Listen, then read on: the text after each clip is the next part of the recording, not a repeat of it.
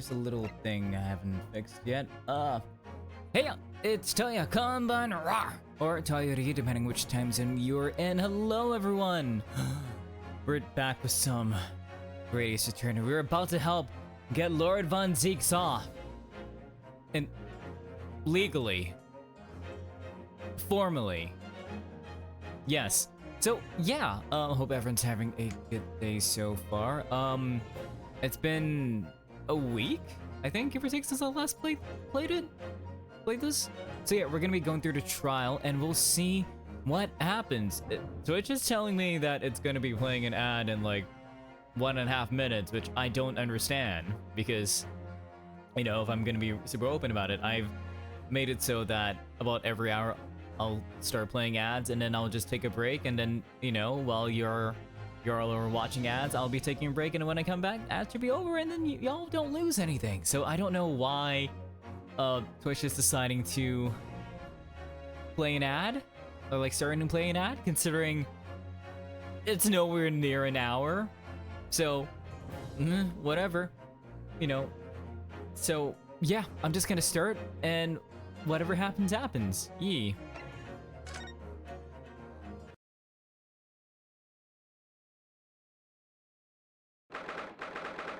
Okay. So last time, we found out that Lord Von Zieks was arrested for murdering Inspector Gregson, but we know that to be not true, because why would he? How could he? Right? So we're trying to prove that he didn't do it.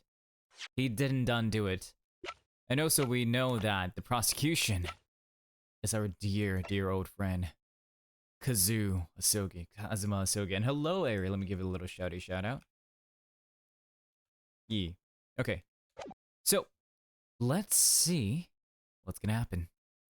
2nd November, 8:56 a.m. The Old Bailey, defendant's antechamber.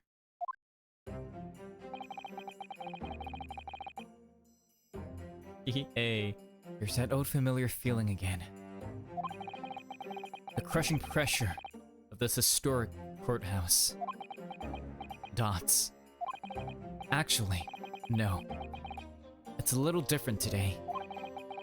There's an even more menacing tension in the air. There's a menacing tension in the air here today, isn't there? I mean, I suppose. I like that Sasato is like saying this too. It's like, my thoughts exactly, Sasato. But can you explain more? What are you feeling? Yes, I think so. Also, Ari, I mean, you're subscribed, so you're not gonna be seeing ads regardless. So I'm just like, damn. Anyways, I was gonna ask, like, are you like getting hit with ads? But I just remember, you're a subscriber. You don't see ads.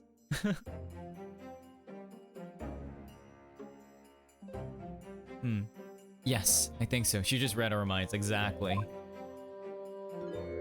Lord Von Zieks! It can only be the result of the menacing appearance of the defendant. Rinosuke! Runo, no!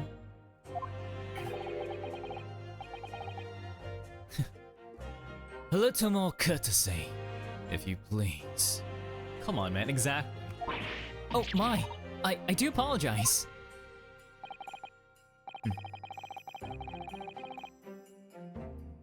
However, you're certainly not mistaken that this trial is far from ordinary. What do you mean? I'm not privy to the details. However, I understand that no jury has been selected. Wait, so it's gonna be like a Japanese trial? It's just gonna be based on the judgment of the judge? What? A trial without a jury? Well, oh, that's just like Japan. Is Jigoku the judge? Wait, then we won't be able to pull a summation examination. Our one true strat, they took it away from us. The trial of the professor 10 years ago. Oh, okay, just like that then. A closed court, but why? We've got the Reaper of the Bailey here. morning, my dear fellows. Oh, hello, Sholmes. Hello, how are you? Mr. Sholmes. Have you made note of my hair, Mr. Naruhodo? An outright victory for science, you must agree. Oh, yeah, your hair is all good. It's no longer blue. Dots. To be perfectly honest, so much happened yesterday that, well, he completely forgot, didn't he? I completely forgot about your little hair problem. Ha! Not to one man it's a little hair problem. It's to another. A day of drinking dubious potion after dubious potion. I see. You have no idea how my stomach ails me this morning. I'm terribly sorry for your bathroom. Oh dear. How awful for you, Susato.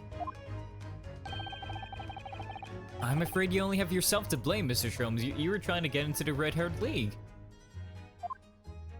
And Von Zieks doesn't even know which league he belongs to. Hot girls get tummy aches. It's alright, Mr. Sholmes, exactly. It's like, exactly, Harry.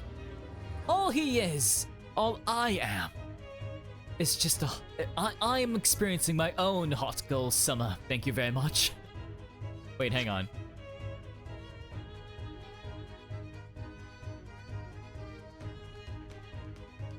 Wait, whoa. It's November. My hot girl winter. Thank you very much. Anyways. And good morning to you, Mr. Reaper.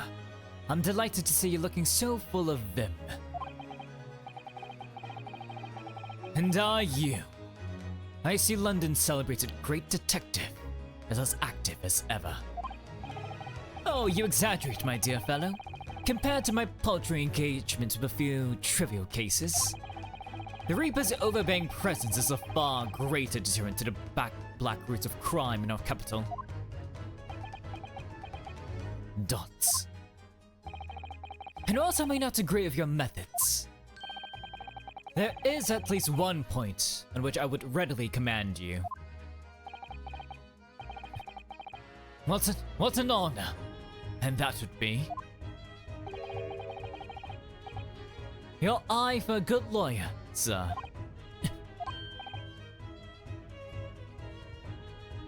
Mr. Sholmes. After all, behind this lawyer there's a very great mind. God damn it, Sholmes. No, you can't say that and then just praise yourself. Behind this lawyer, there is a very great mind. My own.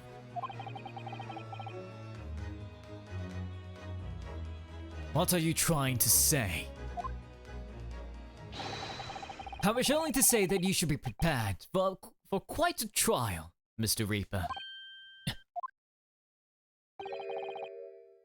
Sorry to barge in. Oh, it's Mikotoba and Gina. Gina! What's that on her arm? It's a mourning band, I suppose. No, I think that's her actual badge, I think. Father, shouldn't you be at the symposium?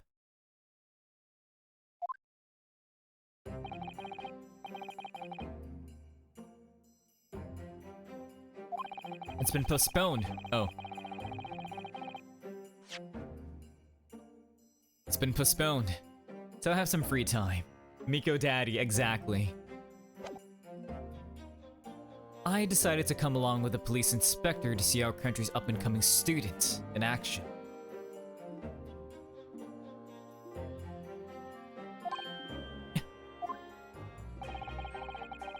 I shall be very interested to see the fruits of your studies over the past year.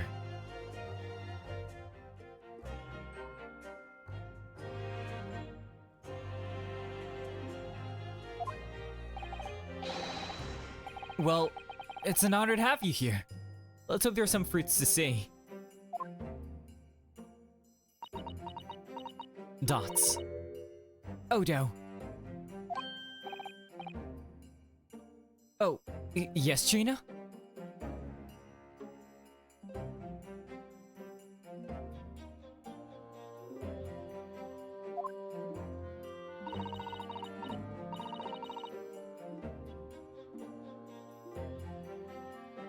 Why'd you agree to take this, eh? Why'd you take him on? This Reaper bloke. Everyone says it was him. It was him what? Who killed the boss? Gina, no. I don't think it is. Just like how I believed in you when no one else did. You have to believe in me when I believe in him. That no one else did it. I'm trying to get him off legally. I'm trying to get him off legally. Okay? It's not the way he looks at me. It's not the way he crushes that wine glass and that fine chalice in his hands. It's not the way he disrespects me.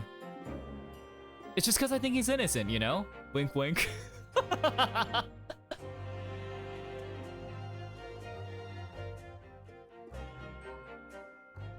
I'm sorry, Gina.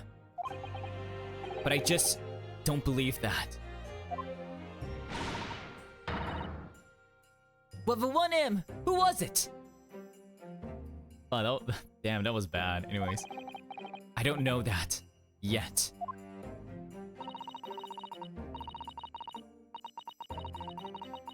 I don't care who calls him what. The Reaper is just a name. He's just a person at the end of the day. And if it turns out it was him who killed the boss, then God help him. Dots. Okay, I need to properly settle into Devon Zieks.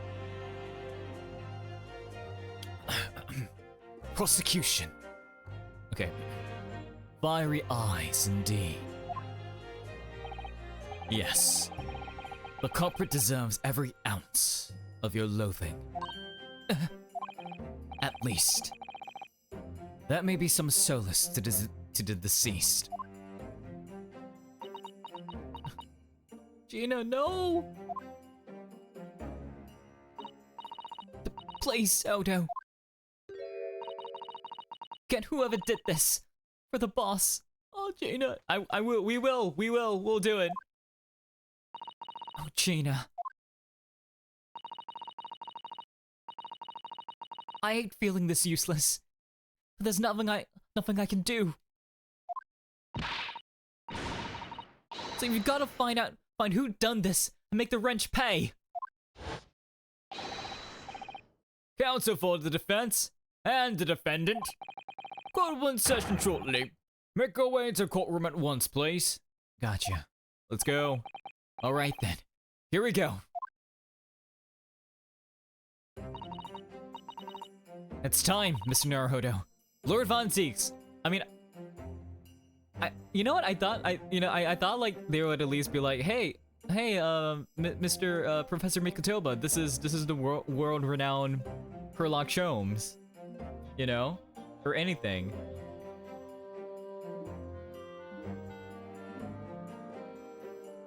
But I guess not.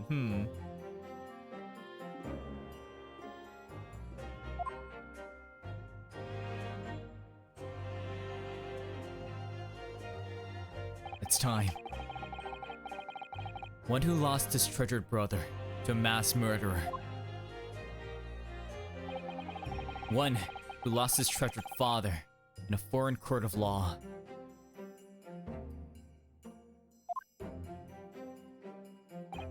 And one who lost the man who helped her escape destitution. All that misfortune, all that pain, uncursed to collide headlong in this trial. It's time to shine a light on all these dark events.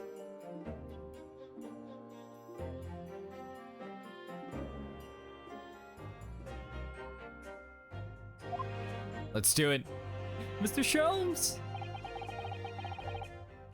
And whatever truth is revealed,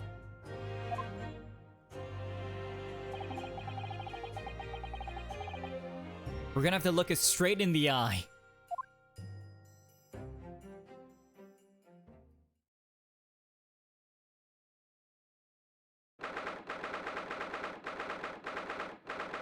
2nd November, 9:20 a.m.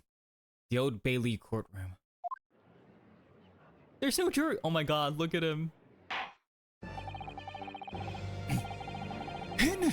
Oh god. I need to remember, I need to breathe out the words. In the name of Her Majesty, the Queen, I hereby declare this court to be in session. We are here to conduct a fair and just trial of the defendant, Baroque von Zieks. Counsels for the defense and prosecution, are you ready to begin? The defense is ready, my lord. They said it's a closed court, but like, who are all these people here? Right? Doesn't seem close at all. Dots. The prosecution is more than ready. Oh, Kazuma-sama.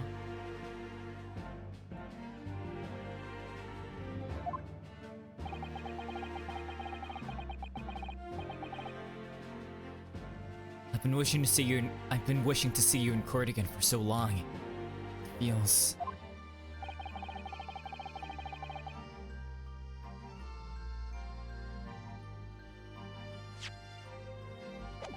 But I never pictured it happening like this.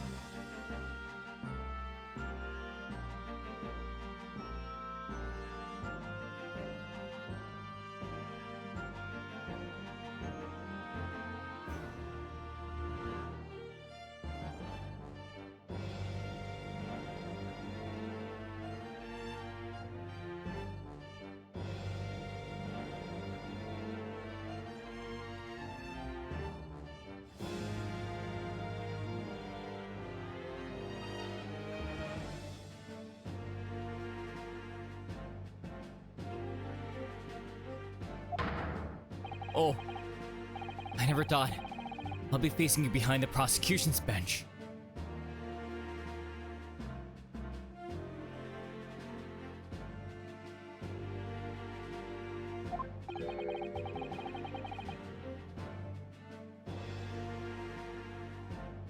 A so-called reaper of the Bailey has been a scourge like no other, undermining Her Majesty's justice system. Today, we must uncover the truth behind the scourge. In other words, this trial is going to be a lot more far-reaching than Inspector Gregson's murder.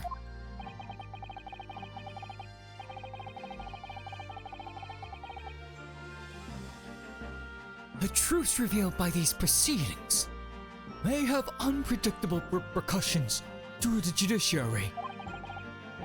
Accordingly, they are to be conducted as a closed trial with no members of the public present.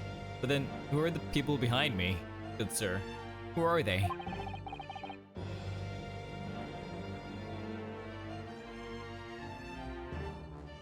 By Her Majesty's direct orders. The Queen did this? Interesting. Okay.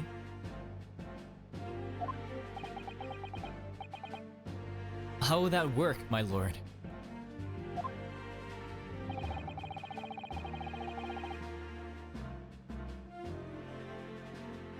The burden of all arbitration and adjudication falls on my shoulders. Therefore, as you will see, the jurors' bench shall remain vacant today. If no members of the public are present... Yeah, exactly. Who is at the gallery? Yeah. If no members of the public are present, might I ask who is currently occupying the gallery, my lord? They are members of the judiciary, here to witness proceedings and ensure an equitable trial. Members of the judiciary. Oh my. This is a very unusual trial already.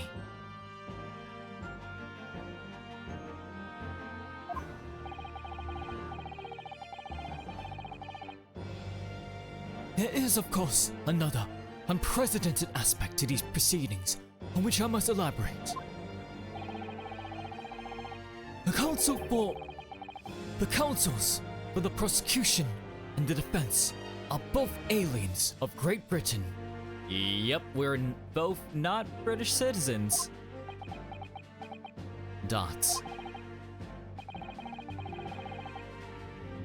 I believe it takes an outsider to see the truth sometimes. And as I stand here in this courtroom now, I'm quite certain. This is the reason why I had to come to Britain. Kazuma? Very well.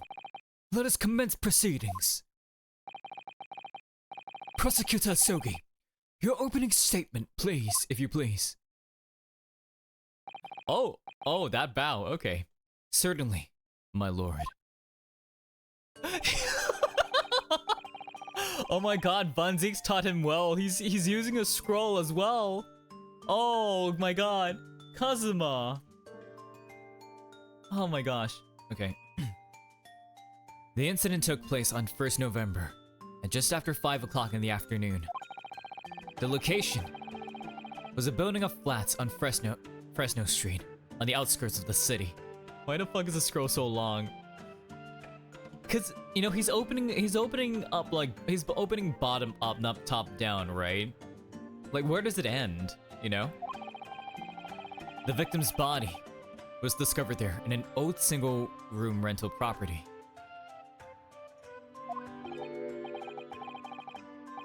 Yes, Inspector Tobias Gregson, a name known very well indeed to this court. Not least for its miraculous resolution of one of this country's grimmest cases 10 years ago now. The Professor case. How sure are you about the time of the incident? Several witnesses on the street outside heard the gunshot, and all have reported at the same time. Yes, that's what Gina told us too. There were a number of witnesses that we never got to talk to.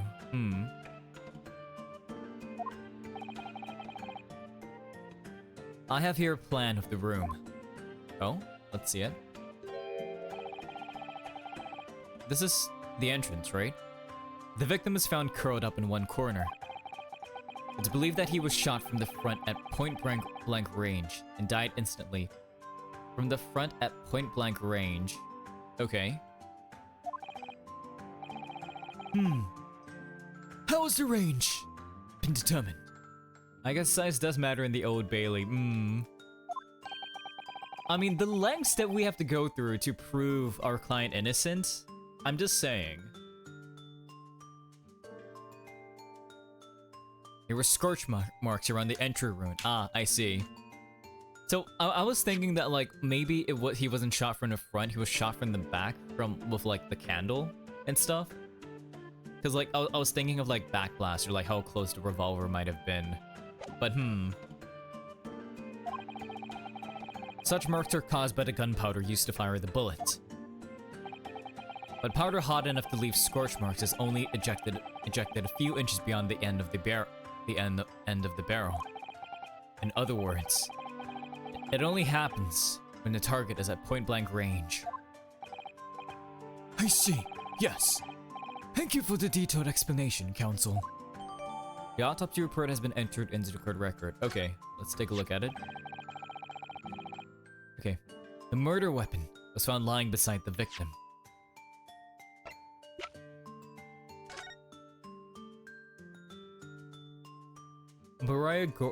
Mariah Gorey. Tobias Gregson, 45, British. Time of death. Don't have that. Cause of death. Victim is shot in the chest at close range from the front, resulting in instant death. Scorch marks are at point of entry. The bullet exited the body from behind. Additional observations. The caliber of the gun used matches that of standard issue firearms for members of the judiciary. Interesting. Gotcha.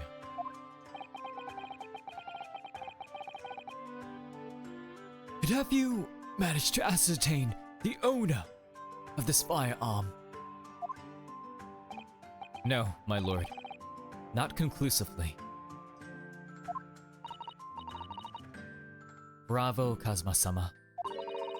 For not trying to use the gun as evidence when its providence can't be proven. I mean, he's got honor, right? Furthermore, my lord, as I explained, the revolver was fired at an extremely close range. The bullet passed through the victim and struck the wall behind him. There's a candelabra mounted on that wall. Did you manage to find the bullet in the wall? And the tip of one of the candles in it was found to have been blown off by the projectile. We noticed that too, didn't we? Yes, that's right. Yeah, we did. We actually have it as evidence, right? This one. But I'm still not sure if it's actually like... Because here, right? Like the blackness... Because I don't know if like it's because like the flame just like flare up or... Like, is it from like a back blast, right? I'm not too sure. Thank you for the thorough report, Counsel. The setting of the crime is clear to me.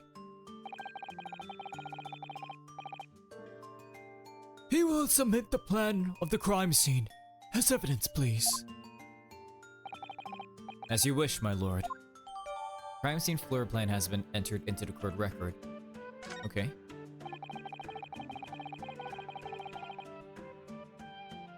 Is this Fresno Street room Inspector Gregson's private abode?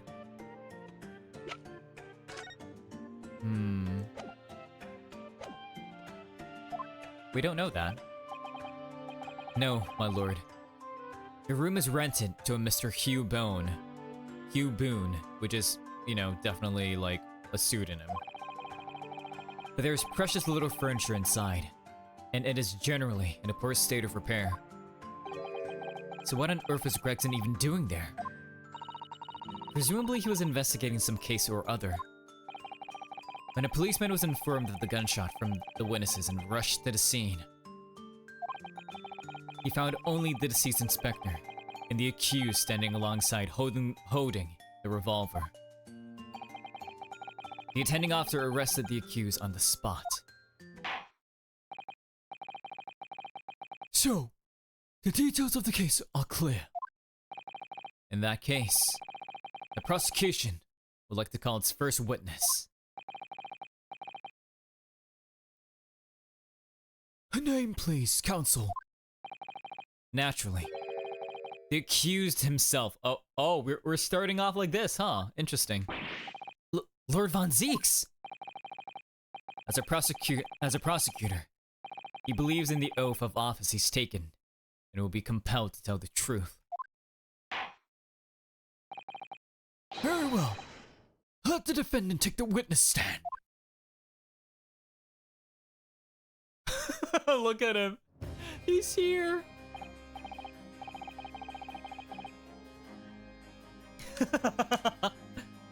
So, witness. State your name and occupation for the court.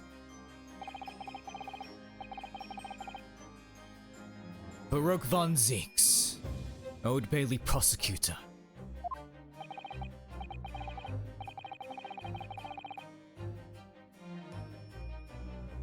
I presume, Lord Von Zieks, have you heard Prosecutor Asogi's opening precis? I did.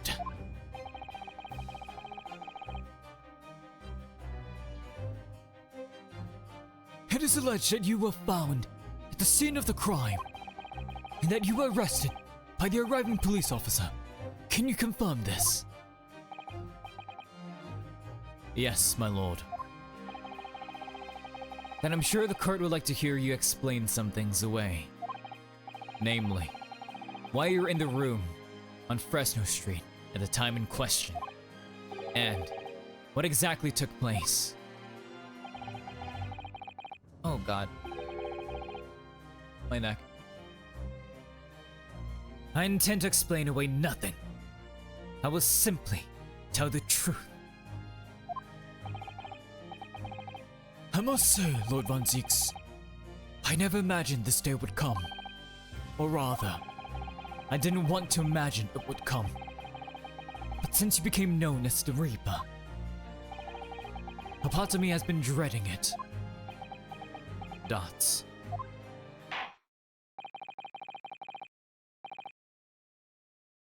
Your formal testimony then, witness.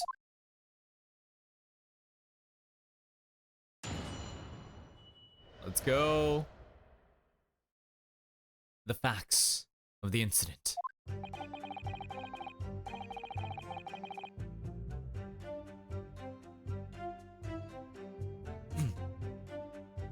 Okay. I was investigating Gregson, and my inquiries had led me to that address. When I first entered the room that day, it was dark inside, and I saw no one. A moment later, I heard the gunshot. I spun around and saw the revolver on the floor. Just as I picked the firearm up to examine it, the door flew open, and I heard a man scream. It was only then that the body of Inspector Gregson appeared before me. So you entered a dark room? That testimony was the whole truth. It was. So, you heard a shot being fired in a room with no living occupants. And moments later, a corpse somehow appeared before your eyes. Is that it? Wait. Wait a minute. What? Okay. What if, like...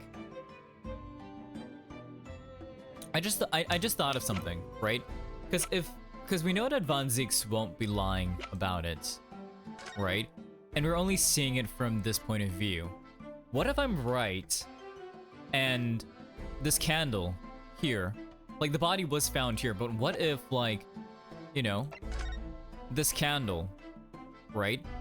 I find it weird that, like, you know, one, it's a candle, it's a candelabrum. And usually you don't just light one candle, you light all three of them at the same time. So it makes sense that these first two candles are of the same height. But this one here, very unusually, is much taller, right? And if we're guessing from like the angle of this might as well have been like a full candle. Like a full length candle, right? So what I'm thinking is that this actually is like if like the candle was just shot, right? If it just broke here and we're assuming that like the wick was taller, right?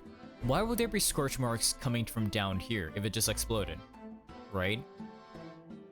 I think that this scorch marks are from the candle being so close or inches away from it itself, right? So either like maybe there's a setup where like the gun is being positioned, like I don't know, like think of it like a contraption, right? Like the candle is burning like a string or something. It burns through the string, gun fires off, and then you know the body drops. So what if like, because we don't know the exact time. We don't know what time Gregson died, right? So what if he was killed beforehand and was like hidden on the roof, like on like the ceiling or something, right? Because like yeah, like actually no, let me think. No, Lord Von Zieks said that the room was dark. So maybe he was killed beforehand and it did impact the candle, right? And then maybe he was put up top. There was another mechanism. The gunshot hit like a rope or something. The body dropped. And that's when like he saw the body. Like it just suddenly appeared. Maybe. At least that's my running theory. I'm not too sure. Because this can't be like, hang on, let me see this again. There are black marks here, look. Yes, they look like some sort of scorch marks. Yeah, so it should have been gunfire, right? Wait, hang on.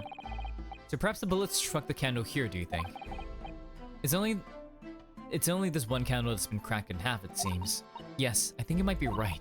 Firearms are rarely used by criminals in Japan, so I'm afraid I'm not particularly knowledgeable about them. But if the body, like, if the shot passed through the body, the bullet won't have any scorch marks hitting there, right? There's no muzzle flare, because the muzzle flare is being covered by Gregson's body. So... Okay, we know that, this door, when we saw the illustration, it opens out this way, right? It opens out this way. So if he enters, and he's looking around, like, scanning from here, like, it opens out this way, and he'll be scanning from here to here, right? The door will be blocking his path. He won't be able to see the candles, and he won't be able to see the body, right? Let's say he just opens it slightly, and it's just slightly ajar, but not fully opened, right? Because when Kazuma showed the diagram the first time, there was it showed like how the door opened. It opened inwards like this. So if he entered in, right, and his point of view is like here and it's dark, he won't be able to see the left, like from his perspective, the left side of the room, here. He won't be able to see if the candles were actually lit, and he won't be able to see like the body was up or not. So, my brain is a lot of many theories right now. But anyways. And moments later, a corpse somehow entered before your eyes. Is that it? You're right. You haven't explained away anything. In fact, that would barely qualify as an excuse. God damn, Kazuma, you're sassing him. Dots.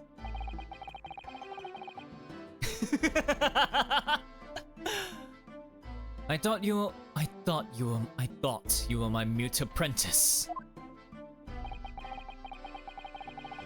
Yet, it turns out you have a way with words, Prosecutor Sogi. It would appear to be a singular tale indeed. Singular isn't the word. It's laughable. It's gotten into Kazuma. He's not behaving like himself at all. Or maybe he is, it's just that we've never seen him like act like this towards us. Right?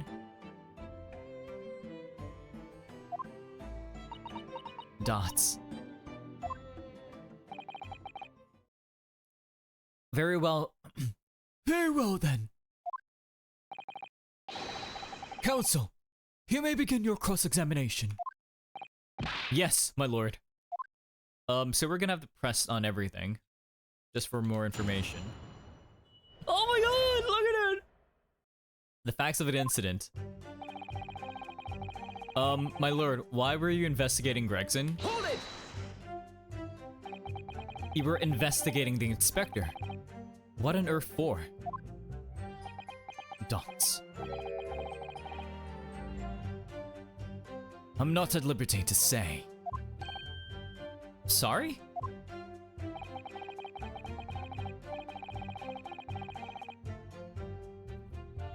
I'd identified a distinct possibility that Gregson was involved in a case I was investigating. Regrettably, though, he was killed before I could secure the proof I needed.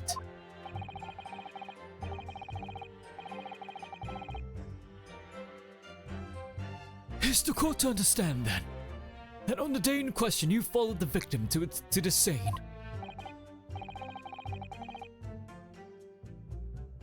No.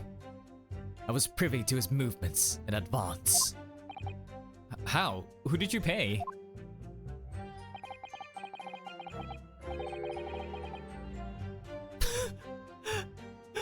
Baroque! Baroque, no! You Baroque into his office? Sir! Sir! Lord Von Zieks! Lord! Bro! You're admitting to another crime, my guy. I stole into his office in the yard and consulted his diary. The address on Fresno Street was noted in the 5 p.m. entry. You illegally entered a man's office. In Japan, that alone would constitute a very serious offense. As it does in Great Britain, I assure you. Is that not the case, Lord Von Zieks? I was aware of the possible consequences. So, in summary, you were investigating the victim, and yet, you refused to tell the court why. Dots. I didn't realize British prosecutors enjoyed such freedom to choose what to divulge under oath. Yeah, why did I ever think I could defend this man?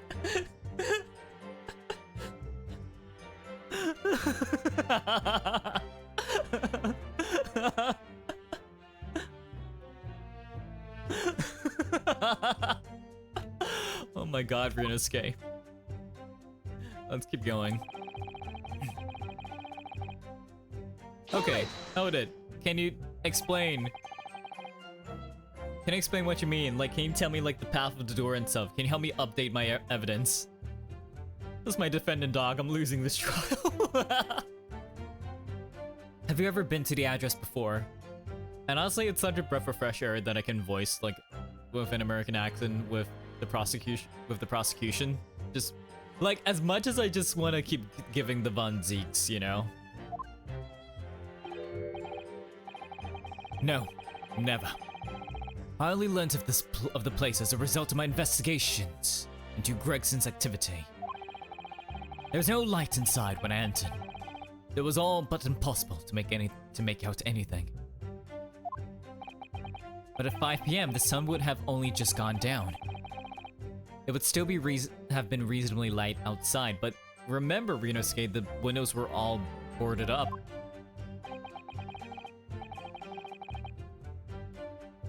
The room has a window, but it was bolted shut. Very little light found its way into the room from outside. It was extremely murky inside. I wouldn't have noticed if the victim was already lying on the floor. There was no artificial light in the room, you say? You're quite sure? Exactly, like, because, like... Okay, like, if... Like, here's the thing, right? Like, okay, let's say, like, Von Zieks is telling the truth, right? And there was no artificial light in the room at all. He couldn't see anything. Like, like, you know, ignoring my whole, like, door point of view theory, right? Then, how, like, if we were thinking that, like, if we're thinking that these scorch marks are from the candle, right? Like from the lit flame, that will be discounted, right? So that means that this would have definitely been from a gunshot, right? But then that would indicate that there are two scorch marks, one at the candle and one on Gregson's body, right? As we see here, as we see like in the cause of death. But you can't have two scorch marks from the muzzle flare, right? Because, you know, if Gregson was shot at point blank range, right? That means the muzzle flare would have been caught on his body, hence the scorch marks there. There isn't a second muzzle flare from the gun itself when it hits another thing, right? Which means that the gun would have also have been in close proximity at the candle in order to produce that scorch mark because it was hit by muzzle flare. I say as I use my really like weird knowledge of guns and stuff. Anyways. I'm quite sure that the part of the room where the body was found was very dark. I have a feeling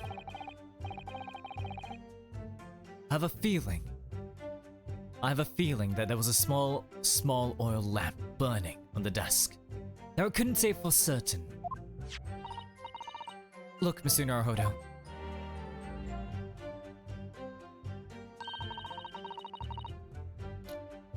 See, look at this, right? Like, you see like the little dotted marks? Like, this indicates how the door is able to open, right?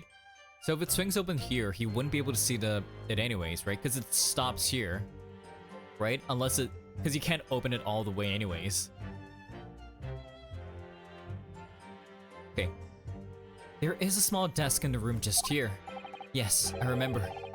And there's an oil lamp on it, as well as the framed photograph.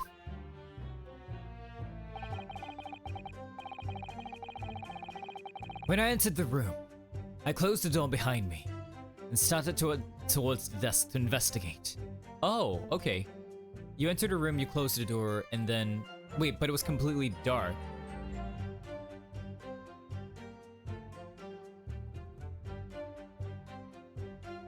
So, okay, so if the candles were not lit, and if it was not a burnt rope scenario for the gun to have gone off, then would it have been from the closing of the door or something else? Because I know the gun like went off close enough to the candle to give it scorch marks. Anyways, when I entered the room, I closed the door behind me and started towards the desk to investigate. And what did you find? Nothing. I never actually reached the desk. A moment later, I heard the gunshot.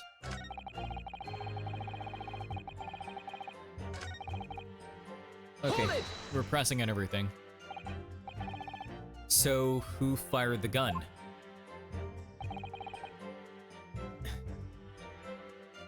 I have no idea. I didn't see anybody else in the room. But you say it was very dark in there. Yes, that's right. All I can tell you is, I didn't sense another's presence. Aha, then could it be... Rinosuke, no, what are you thinking?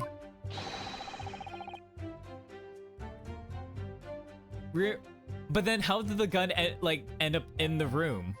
Rinosuke, no, don't make Von Zieks question why he questioned his choice, man.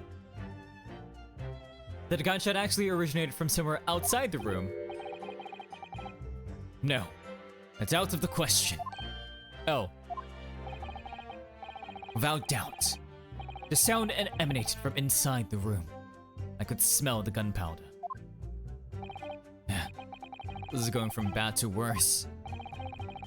And you say that's the point at which you notice a revolver on the floor?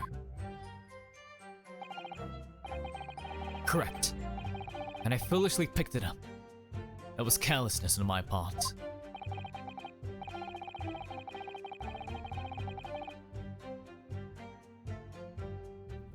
Presumably then, the gunshot you heard came from the firearm that you somewhat hastily took in your hands.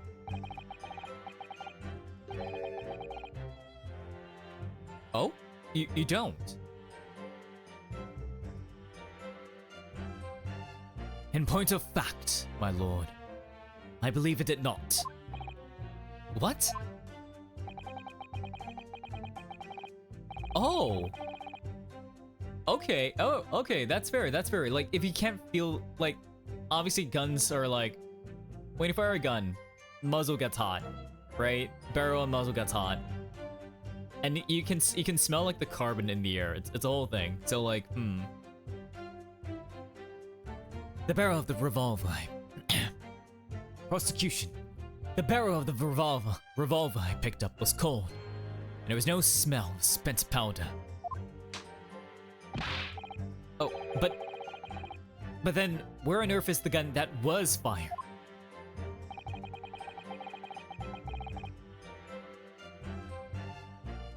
Most I would like to oblige you with an answer. I'm afraid I can't. I, too, would dearly like to know that. Ugh. Hold it!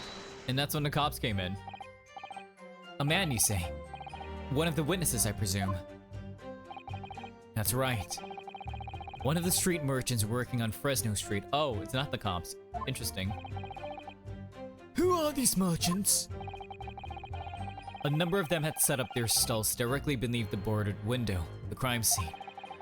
A match seller, a newsmonger, and peddler. They've all given statements saying they heard the gunshot. And without thought of danger, they ran inside to see what had happened. Yes, Gina told us about that yesterday, didn't she?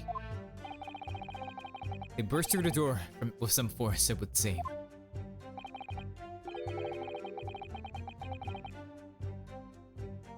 They did, and almost gave me a heart attack in the process.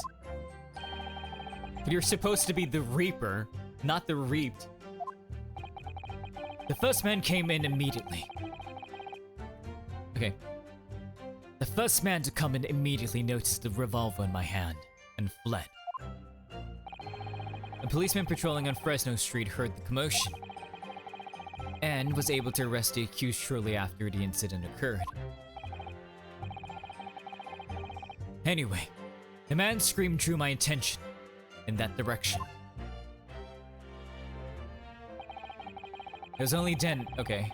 Hold it! Can you elaborate on this? What do you mean by that?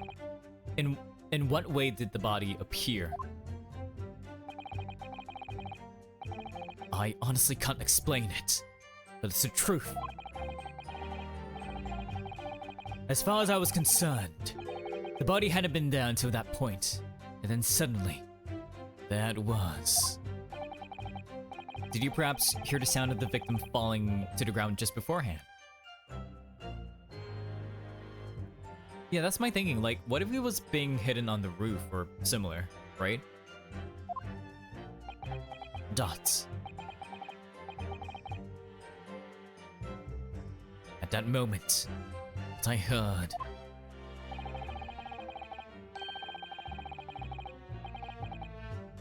was the sound of the door flying open and the scream of the man who came inside first. Nothing more. I see. After the men fled, I examined the body. You fucking examined the body too? I was stunned to find it was Gregson.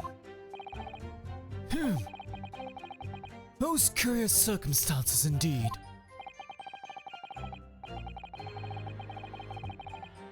How the inspector was killed, or how his body seemed to appear out of nowhere. I have no idea. Objection! Oh. A Kazuma objection, let's go. Surely the court has heard enough. My lord, the cross-examination has clearly revealed that the accused Baroque von Zieks is lying on multiple fronts. Oh wait, that's his...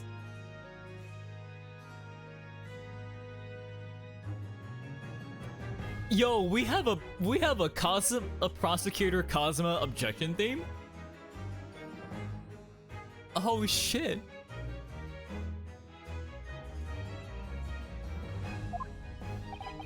What? What is that supposed to mean? Good gracious, counsel! The defendant is lying, you say? In his testimony just now, he claims that he failed to notice the victim's body because the room was dark. That's correct. Oh my god, it's... Wait, it makes this his theme. Dun, dun, dun. Dun, dun, dun. Oh my god. Why is it so good? Why is it so good? What the hell? That's correct. No, that's impossible. As proven by this candelabrum.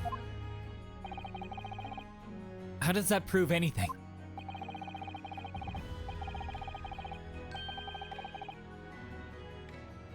If you examine the tip of the long candle, you can see it has been blown up by a powerful impact. Yeah?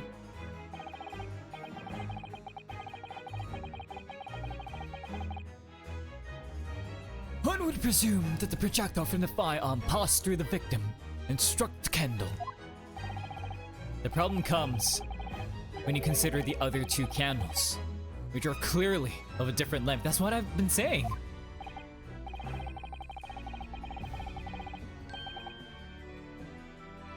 Yes, I can see that only the candle that appears to have been struck by the bullets is long.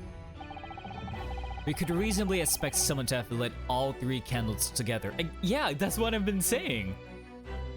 Right? So unless that's a so it's either like the long candle is the one that's been struck and the other two candles have just been like burning the entire time, or the first two candles are old candles and the one that's been struck was a new one just for a specific plan. Which begs the question of why only one has ended up longer than the others. That must be because that particular candle was extinguished when the others were still burning. That's right. When the candle was hit by the bullet, it obviously went out. But the other two candles would still have been burning. So the fact is, the victim's body would have been illuminated by the light still thrown by the candelabrum. And the accused claim that he couldn't see the body clearly contradicts those facts. And now, to the next lie. There's more? The accused also claims never to have visited the scene of the crime before. Oh. That's the truth. In that almost empty room, the police discovered something very unusual. Oh? A board covered from top to bottom in police documents and newspaper cuttings. Yes, that's right. We saw it too, but it should belong to Gregson, right? The longest scroll, yep. It goes without saying that the contents of the police documents cannot be divulged. However, they included a number of reports from various historical cases. The oldest of which is from 10 years ago. The professor case, right? 10 years ago. This is starting to sound familiar. And there's a common thread linking all the documents on that board. Indeed. What is this common thread, Counsel?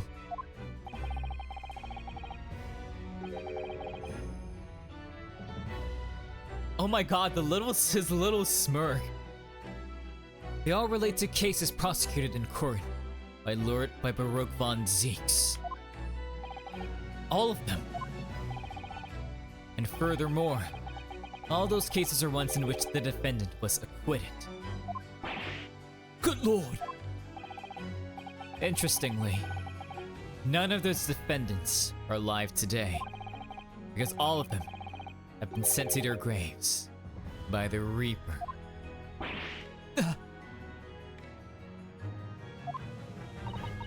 Oh no.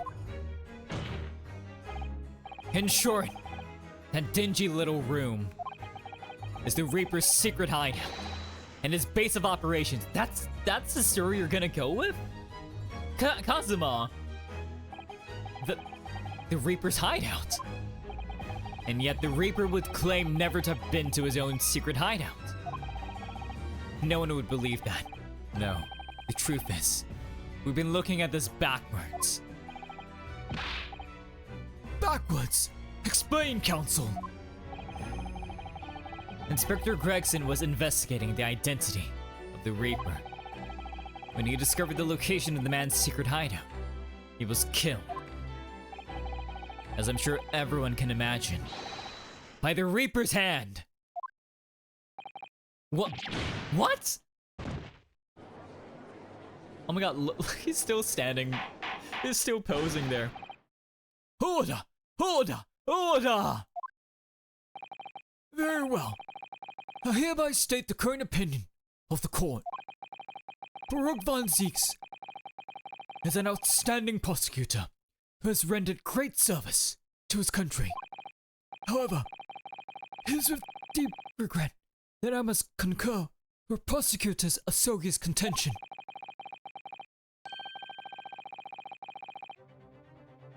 That the defendant's testimony exhibits a number of stark inconsistencies with the known facts.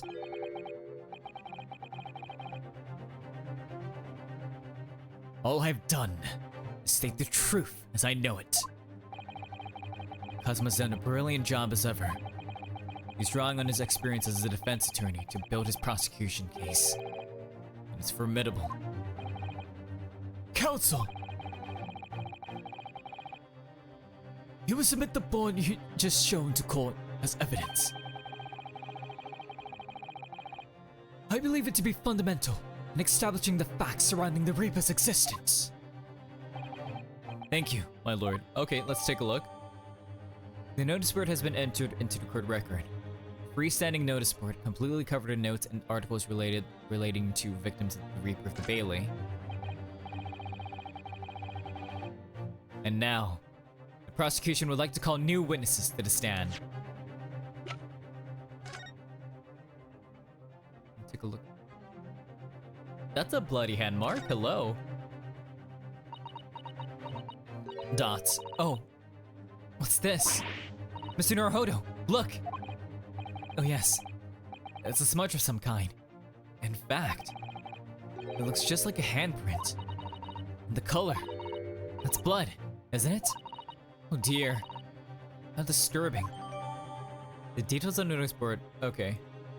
Lovely. Let's take a look. There are details of a whole raft of cases dating back years on here, aren't there? This paper from 10 years ago is browning with age. Look. Out of interest, the most recent thing appears to be this newspaper cutting here. Oh. It's the same red-headed league advertisement that Mr. Sholmes had picked out. And do you remember? There's a red hairpiece at the scene too. Was Inspector Gregson an exponent of the red-headed league then? Okay. Okay. OBS is telling me like that a ad is starting soon. So, let's see. Well, it's supposed to start. I'm not sure if it actually is starting. I'll be perfectly honest. I don't know what's happening there. But in any case, I'm gonna take a very quick break before we continue on with this. I'll be right back. So yeah, please enjoy the Ace Attorney music. I'll be right back.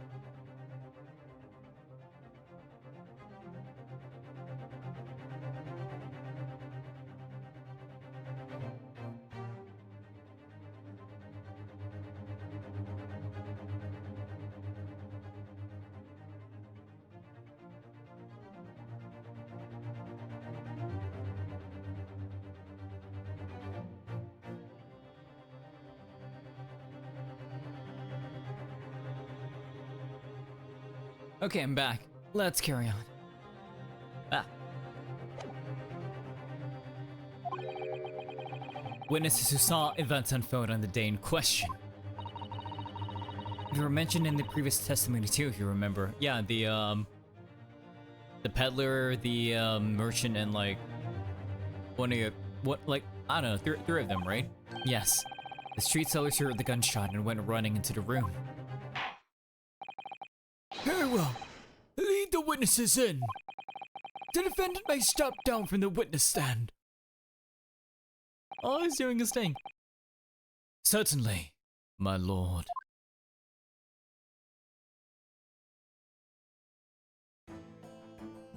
Oh my gosh. Wait, isn't he the carriage driver? Yeah, he is. So, witnesses, state your names and occupation for the court.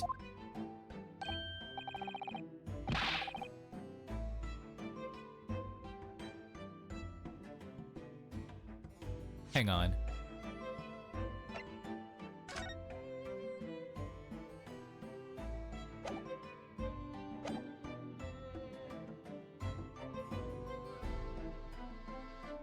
Curls the little rivets on his eyebrows. Obviously the nose and mouth are different, but like...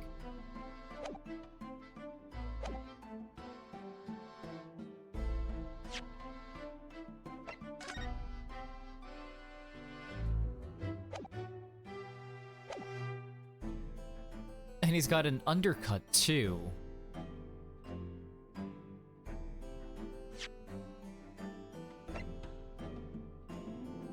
Are you daily vigil, sir? I don't know why you've got a big lip and like rosy nose, but okay. Names? They'll use names. Well, they're fancy for the likes of them. It's just free and easy. Is that what we like? Live where we want to live. I could give them all a vacant stare as they will walk down Fresno and spin a few words into a verse for them. Ah. Would I be right in assuming that all three of you make your living by selling wares on the street? Why is your neck like so red, good sir? Everyone calls me gossip. I sell jaunty little tidbits to passerbys, you know? Jaunty little tidbits, like... I'm getting the sense that that's daily vigil, right? He was close to the scene of the crime. There's a framed photograph of his wife in the room there. Right? He's got curly hair and his eyebrows got like these things going on. Right?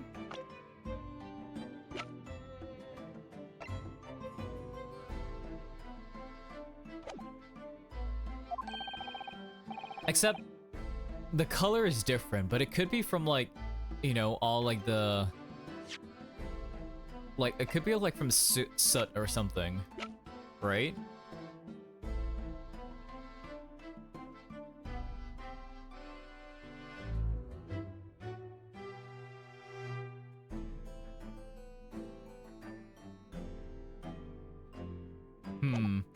Man, I wish they had a color photo of him so I can see like whether or not his thing is like what color his thing is.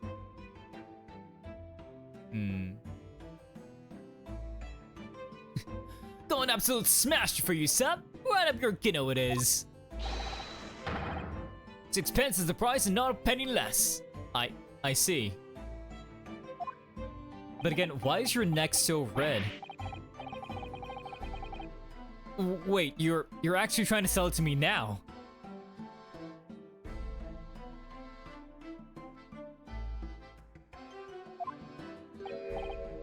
Oh, come on, sir. Don't tell me you're not interested. Try the man. Cosmo, no! Cesaro, no! Give him the money to see what it is. Judge, no! Pay the man, counsel. All right, 6 pence it is. This is, you all owe me 6 pence now. You won't regret it, sir. Now, got your listening ears on? just between us, a young couple on Slight Street have just had twins. I want my money back. I paid 6 pence for that.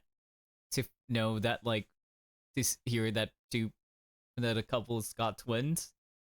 Good sir. Good sir. I want my money back. Dots.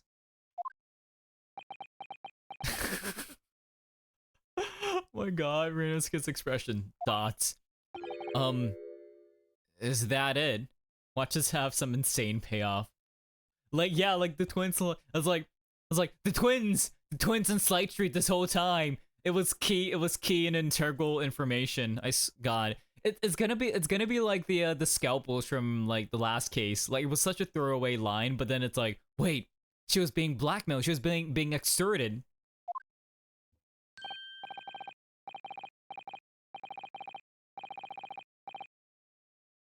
No, that's not it. It's gossip, innit? It wants to spread, but that bit's up to you and your mouth, of course. I got more, you know? Want that juicy one? 6 pence a piece it is, if you're curious. I am curious, yes. About what's going on just under that fat bottom lip of yours. Namely, that unusual bruise or whatever it is that's popping out from under your collar. Exactly, like, who choked you? Good sir. I want gossip on that. Can I pay you 6 pence to tell me, like, what happened to your neck? What about the next witness, then? What name do you go by, and what do you sell? Mate, I'm Venus. That's what everyone calls me. Funny, innit? Why are you called Venus, and why do you look like Little Red Riding Hood? Oh, wait, you sell matches by your little fireworks. Okay. I sell these lovely little fireworks to all the local school kids. You sell fireworks to children? Isn't that illegal? Did you light that match with your ass? Did she lit that match with her ass? Patrollers, you saw that, right? I'm not crazy. She lit that match with her ass. What the fuck? Ma'am. Ma'am. What else can you light up with your... I mean... anyways. 6 pence a pop. What'd you say?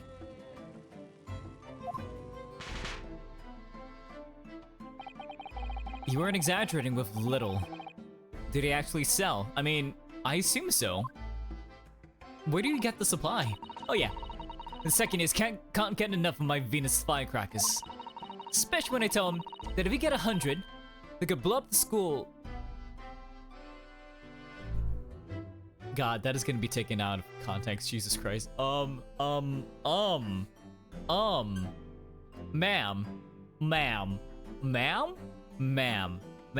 Wait.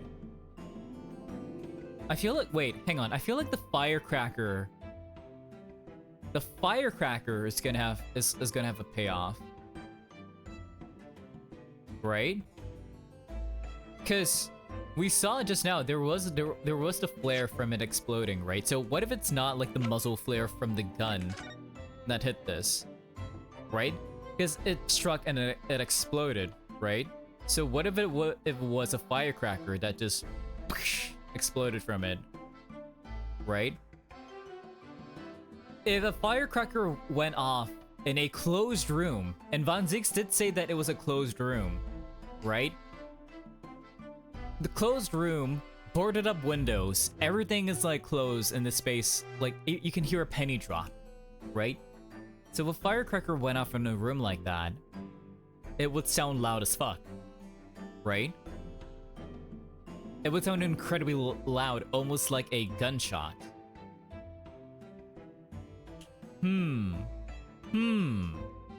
Right? There's possibility there. Not the most savory of ideas, young lady. What'd you say then, eh? When a pop was 6 pence for a pop? They're gonna tell me to buy it again, aren't they? Wait, what? You want me to buy one? Tell you what, I'll let you in on a little secret. If you get 100 of them, you'll blow up the whole courtroom.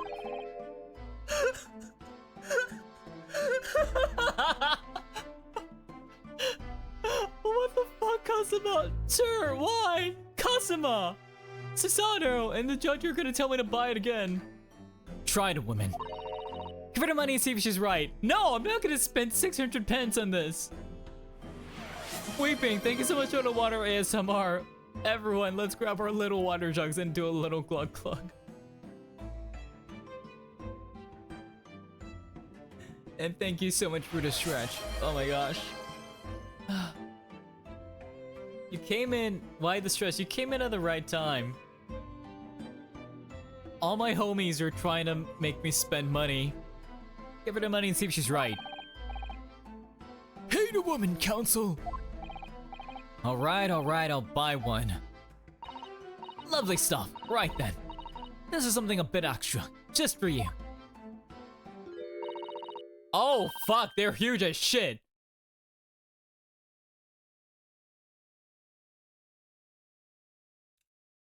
This is coercion, literally. The Venus special. Only 600 pence. 600 pence? We don't have them. Oh my god. 600?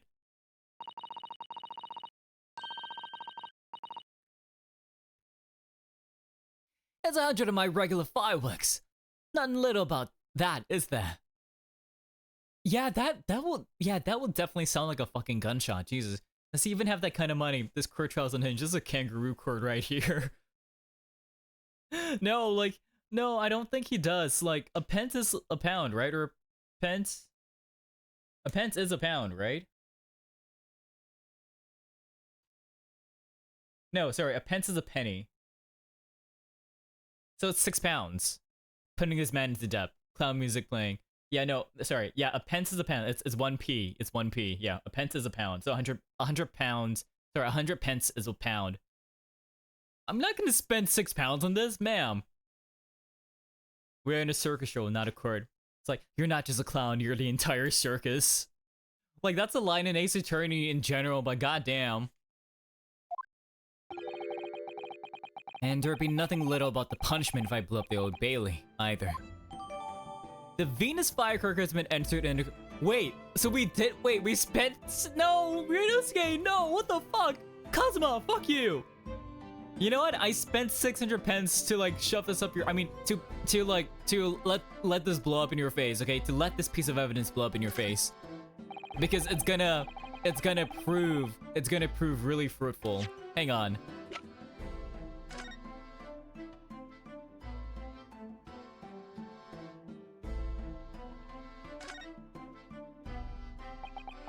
Dots.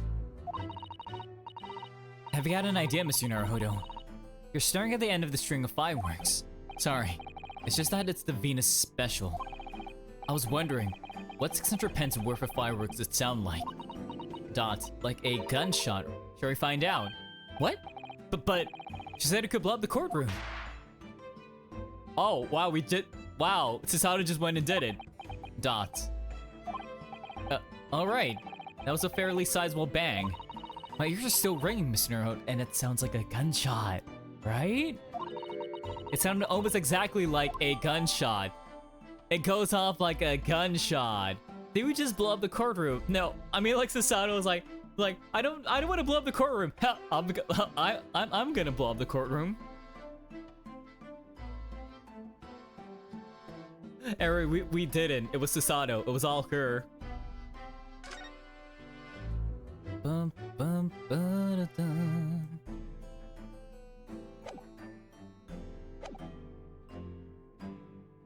And the last witness.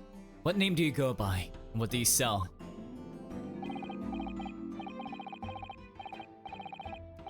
I'm a thinker, mate. Think all sorts of thoughts. I think, therefore I am. Forgeto ergo sum, I see. I am, therefore I think. Renee Descartes, eat your heart out. You came up with that just for it to be in this game. Let's go. Because I stand there on the street, watching the world go on about me. They call me the Observer. The Observator? Wait, the Observer or the Observator? The Observator, okay. Get out of it, old man. Everyone calls you Sandwich and you know it. Why is he called Sandwich? So you don't actually sell anything? A problem shared is a problem halved, as they said. I give advice, I do. And think of what it means. Hot. Lovely. Corgito ergo sum, surum ergo corgita. Maybe, yeah. Hot. Don't actually sell anything. No, come to think of it. Why did he call you sandwich, though? Pity. No more purchases today, please. Kazuma just trying to like make us. Kazuma's really been like, hey, Yunosuke, buy that. Buy it for me. Buy that for me right now. So, oh, it should also be Kurgita. Okay. Well, quite a cost here, it seems. They conduct your business on Fresno Street from morning until night, my lord. And always in the same place, directly adjacent to the crime scene. I see. And thus they heard the gunshot, I suppose. Not only that, but they very bravely ran inside to see what was going on and witness the crime. Well, I'd be begging, I thought. Just between us. Venus and Milo, what am I to do? What a terrible thing I saw. Oh, so his nose is his nose just a carrot? Like, look at his nose, right? Like the little stripes, and then like his mustache. Is his nose just a carrot? Well, what I think is, if all of what we see is light and shadow, the playing with our eyes, is none of it real? I see, prisoner. Well, thanks, prisoner. Thanks, Socrates.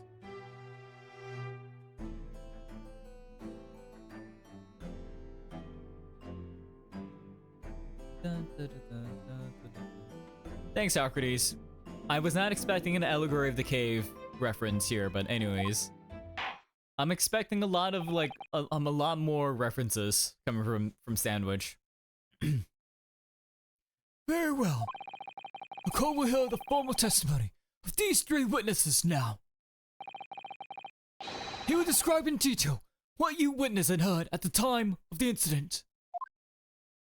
Okay, go on. Pray tell.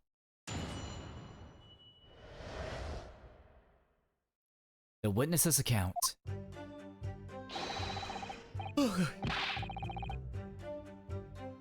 We saw the whole thing from start to finish, we did. Everything from the moment they went into the building. It was less than a minute after the Reaper had gone inside. They were all, the Big Bang. Seems to me that quick to talk is quick to walk. Gossip couldn't wait to go and see what had happened. So he was the first one there.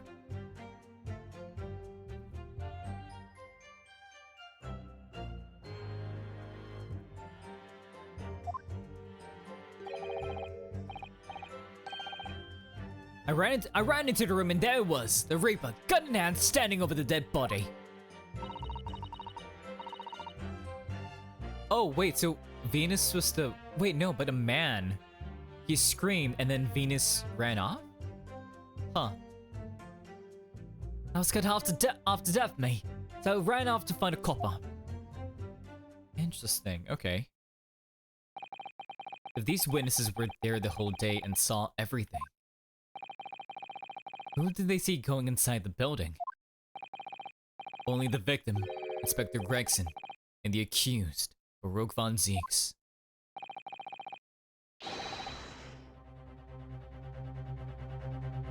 I've seen pictures of the Reaper in the paper. I know what it looks like. And just between us, folk love stories like these. I made myself a tidy sum already. But wait, the room was just one of several flats in the building. Someone from another flat could have done it. All those flats on Fresno Street are unoccupied. Just the one singular flat was taken? Of course they are. A small, damp, dirty, and expensive to boot. The room in which the inspector was found is the only property in the building that's currently leased. And we know the leaseholder's name, don't we? It's Hugh Boone. The testimony the court just heard but appear to leave little room for doubt. It's becoming increasingly difficult to see how anyone other than the defendant could have committed the crime. No, I still need to cross-examine. Thank you for your candor, my lord.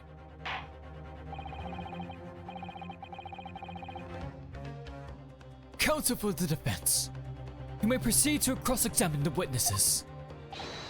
Yes, my lord. In a closed court like this without a jury, the judge is the only person whose opinion matters. I have to break down this testimony. Somehow. We gotta... You know, we're gonna press on everything.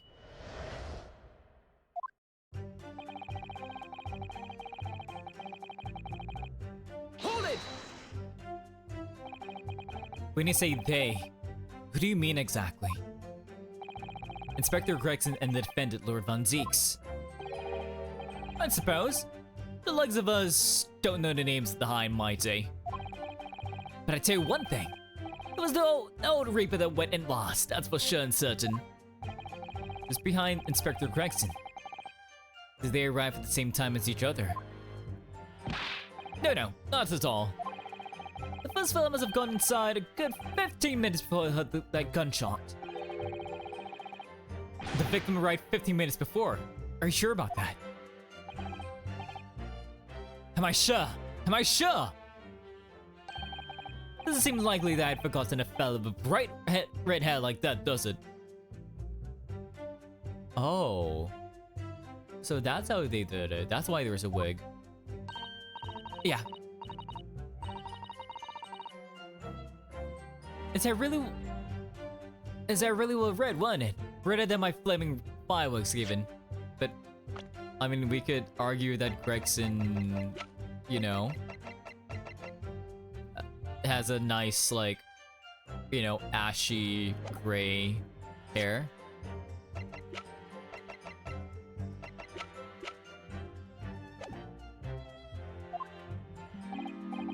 That fire red mop still burnt on the inside of my eyelids, it is. Wait a minute. You're saying the man was a redhead? Weren't you listening, chump? Aye, it was a redhead. And he had a big trunk with him as well. A big trunk? But Inspector Gregson hair isn't red.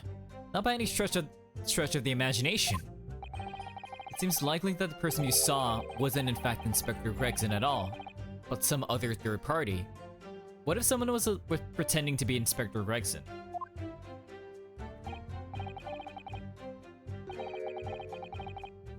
No. I hate to break it to you, but the witnesses are correct. What? Just take a look at this photograph of the victim taken at the scene. No, Gregson! Yes, that's Inspector Gregson, all right. Greggy! And a red hairpiece. Ah, of course. We saw one on the floor when we investigated the scene, didn't we? And if we can prove that, I mean, can we point out that the red-haired league is like part of the thing?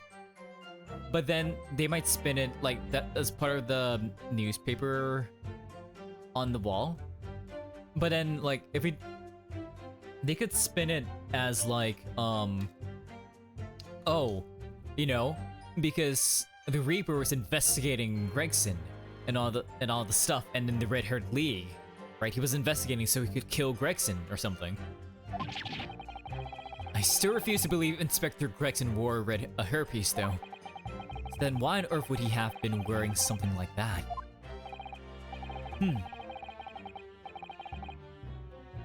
The color does seem to suit the man, one might say. The photograph will be submitted as evidence. Please, counsel.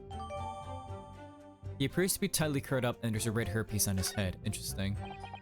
And what became of the trunk that the red-haired victim was supposedly carrying? What if Gregson's body was hidden in that big red trunk? That bit... Sorry, not big red trunk, but just big trunk.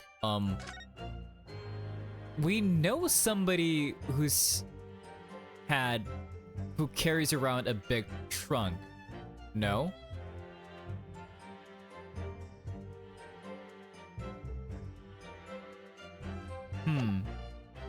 things to keep in mind.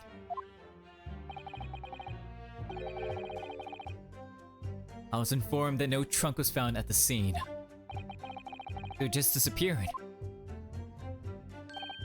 What? You expect us to have been watching the building every second, do you? We definitely saw him in the duct going in, though. No question about that. It was less than a minute after the Reaper had gone inside that we all had a big bang, yeah. By which presumably you mean the gunshot.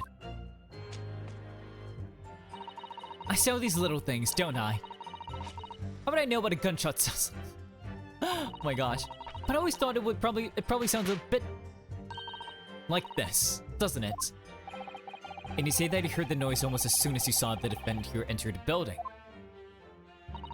That's right. It was almost straight away. Bang! It went. Just like that. Oh, he's the Reaper, isn't he? That's what the French call a...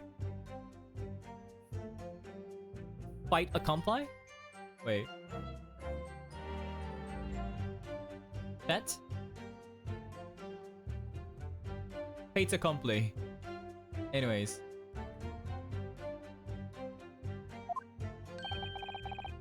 When the Reaper's around, people are going in the ground. I mean, that's what he does, isn't it? I think we get the message. The Reaper couldn't allow the inspector to live after he discovered his secret hideout. There can be no clearer motive for the crime. Yes.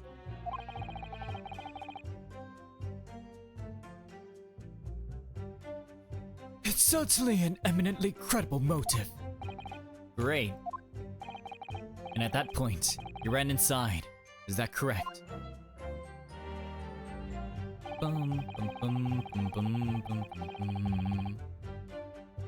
Why couldn't he wait? Because he could sell more gossip? So, when Gossip ran to see what had happened, did you go too? Well, I'm a bit hampered, see? A lot of signs of that I can't move very well. You were way behind, presumably. That's sandwich board around your neck and that big sign in your hand. Oh, you're right, he's wearing a board. What a great burden you bear. Pardon me for asking, Mr. Sandwich, but is it possible you and I have met before? He was a coach driver. I'm not anybody, mate. The signs of what make me who I am now. I sign, therefore I am. I sign, therefore I am, okay. So, you weren't employed as an omnibus driver just under a year ago then. Ryunosuke, don't pour salt into the wound. Dots, look at him. I might be mistaken, but I believe his trembling has intensified, Miss Naruhodo. Yes, I agree. He's clearly been through a lot.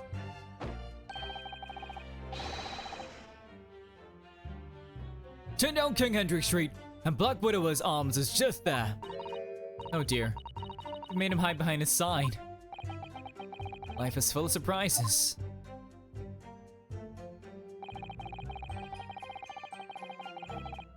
Hold it! So then, you were the first person to arrive on the scene. Is that right? I was. Kicked the door open like a professional, I did, and yelled out, "What's going on there?" Lord Von Zieks claims all he heard was a man scream, though. Yeah. And was it dark inside the room?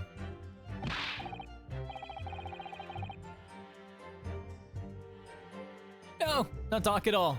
There were candles burning on the wall. Really? And there was a fella collapse on the floor. Okay, if there is a candle, could the flare of the firecrackers light the candles?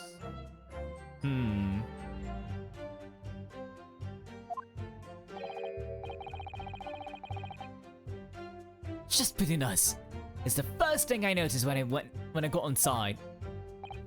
Ah, I see. even though Lord Von Zieks claims not to have seen any such lights on the wall. Next thing I noticed was someone standing right beside the body. The accused, Baruch Von Zieks. That's right, the pale-faced Reaper himself. I was a little shocked, I won't deny it, but I ain't no lily-liver coward. I stood my ground and gave that Reaper a cold hard stare myself. Okay, hang on, pursue. Excuse me. Do you have something to add, Mr. Sandwich? Dots. That's really done nothing to me. Empty in the head, I am. Just two slices of no middle. So I don't know what you could want with me. You made a noise. Tell me about it. I think that maybe you just remembered something. Having heard Mr. Gossip's last statement, I mean. All I think is, well, nothing's really. Go on. We tried to dress ourselves up as something else, but at the end of the day, we're all just street sellers. That's enough out of you, Sandwich. Keep your trap shut now. I didn't want us to make you into a real sandwich. When he saw the Reaper, he fell clean over on his backside. That's it. Oh, you rotten beggar. I told you to keep that a secret. He screamed, he did. Screaming, scrambled off on all fours. That's what I wanted to say. Mr. Gossip, this is true. The floor was dead slippery, that's why. Planted my hand in a filthy pool of blood, didn't I? Yuck!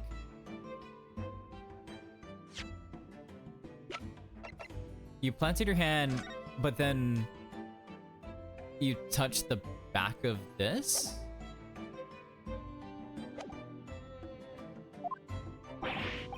What? A pool of blood? But listen here. Even though I was sprawled on the floor, I still kept giving that Reaper a cold hard stare. And don't you forget it. Let's just go back a little. Did you say you got blood on your hand? I did, Happens to the best of us at times, doesn't it? That was Scad that slipped over. I can keep it just between us. We can keep it just between us, can't we? No, Mr. Gossip. I'm gonna have to ask you to add that information to your formal testimony. Oh, if I must? The witness will amend his testimony to include the aforementioned details at once. Dots? What are you thinking, Cosma? What are you thinking? Objection! You wiped it off on the board. Anyways. Hold it! You wiped your hand on the floor. Well, one's blood in his hand, eh? Normal stuff. And they might have thought I'd done it. No doubt. And you didn't think that might be a problem. Doesn't really matter if I left a few crummy handprints on the floor. They'll get cleaned up in the end, won't they? Don't make such a fuss. That's the message from all of us. Dots. Kazuma? Is something wrong, Counsel? No, my lord. I didn't remember anything in a report about a bloody handprint on the floor. That's all. Ah. Don't come at me with all that. You can't intimidate me. I know what I did. I wiped it off. On the floor. The blood. Lies.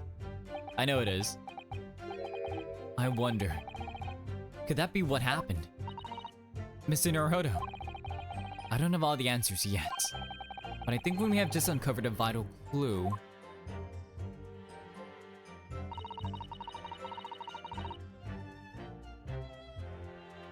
What if... this board was actually not on the right side here, right? What if it was like he saw the body. I don't know if maybe he like stumbled back and then like wiped on this, but what if this was blocking the body and blocking right? Like what if that happened? Alright, I'm gonna press on this and then we're gonna object to that with the board. Hold it! So you didn't run into the room of your friends. Dots. I'm not that sort of girl. Sorry? I'm a timid little thing, May. I was too scared to go in there. Ah, right. I see. Old Lippy and the witch ran in there, and then I heard a sort of old lady scream. Oh, that wasn't me, I swear. If I were a gentleman, I'd stake my honor on it. But you did scream, didn't you? I wondered what on earth was going on. Which is when you went to find a policeman. And I ran into a cop as soon as I turned the corner. So I brought him straight back to the place. Didn't I do well, eh? Just between us, that cop's eyes nearly popped out of his head when he saw the Reaper. I never felt more uncomfortable in all my life. And the defendant was arrested on the spot, I believe. Considering the catalog of killings the Reaper had carried out, it was a particularly inauspicious end. I can't find any holes in this testimony. I'm afraid the judge will give a ruling of guilty, Mr. Naruhodo. The truth is, though, the combined testimony is fairly damning. Unfortunately, there don't seem to be any obvious problems with your statements, do there? There is, though, for one of them, still. If Lord Von Zieks really is innocent, then I'm almost certain that we'll find something in there that doesn't quite add up. You don't think that one of these three could be the true culprit, do you? I don't know. But what I do know is that there's more to this case that has yet to be brought to light.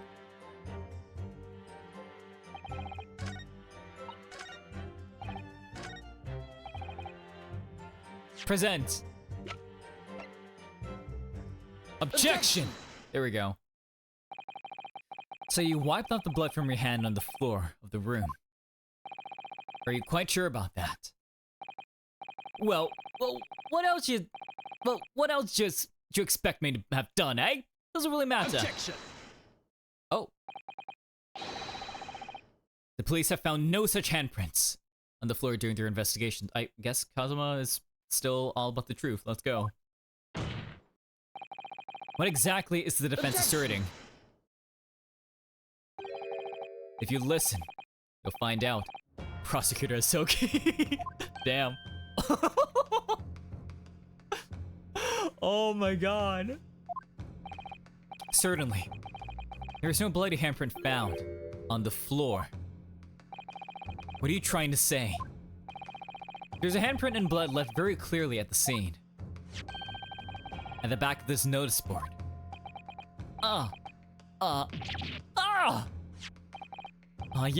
Yes, indeed. Indisputably a handprint in the distinctive color of blood. You're dead right. That's my right hand. I know it anywhere. Objection!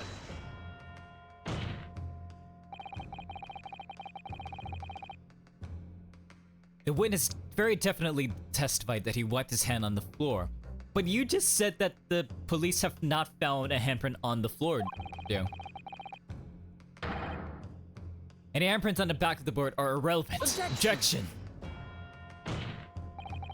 Now that the board itself had fallen over onto the floor, exactly, that's what I'm thinking. In that case, it's quite possible for the witness's fingerprint to have ended up there. Just look at the floor plan of the room. What if it was hiding the body? What if it was hiding the body? I'm just saying. If he entered a room and didn't see any light, right? It was pitch black. If it was covering like from here and bang, boom, right? I'm just saying. The notice board was in the opposite corner of the room to the victim, in an upright position. Even if it had somehow been toppled and was lying on the floor at the time. Look at this, right? This amount, space, right here. It would have been a considerable distance from the body.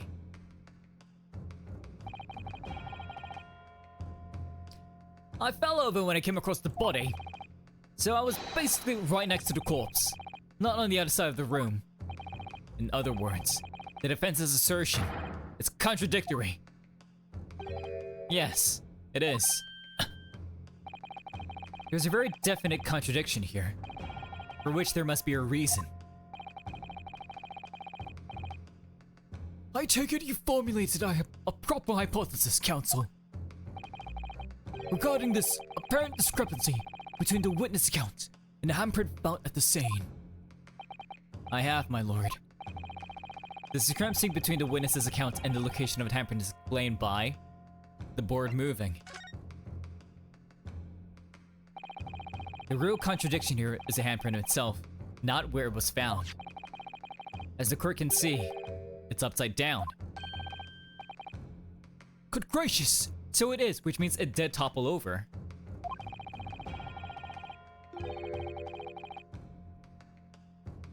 If the witness had put his hand against the board, the finger should be pointing upwards. What does that tell us? It tells one simple fact. When this handprint is made, the board was on the floor.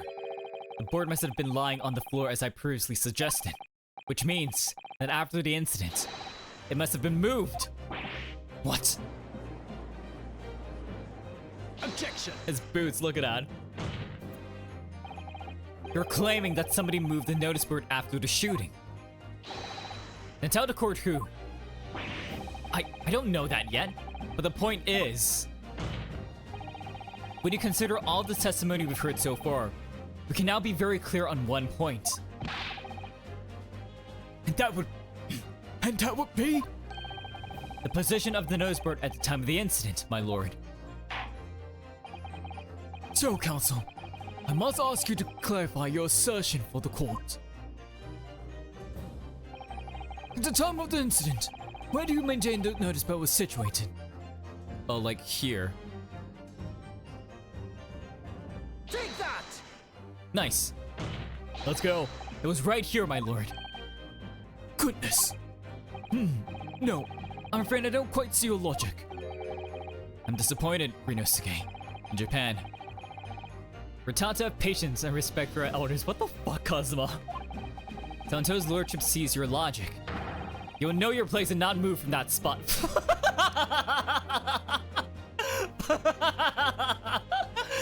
Are you punishing me, Kazuma? Shut up. Let me explain. How brilliant, Kazuma-sama. That almost sounded unreasonable at first, but he was just thinking of you. Unreasonable? Try unfathomable. Anyway, I think I have the answer now. Wasn't it at the corner? I know my place, or rather, I know the board's place.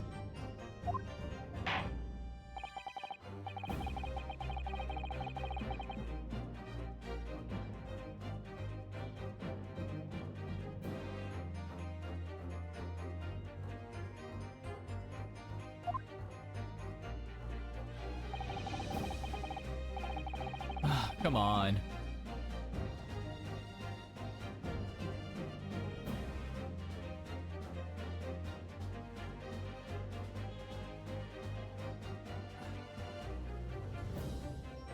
My neck.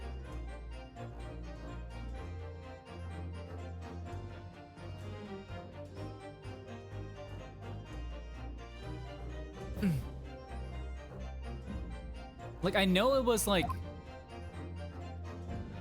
okay, maybe it was like too close to the fucking body, but it should have been here.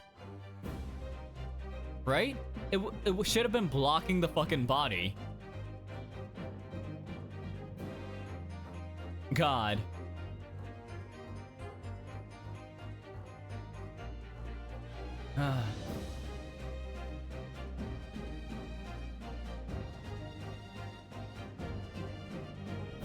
Right? Take that! Or I guess like right here. Fuck. Oh well. Okay.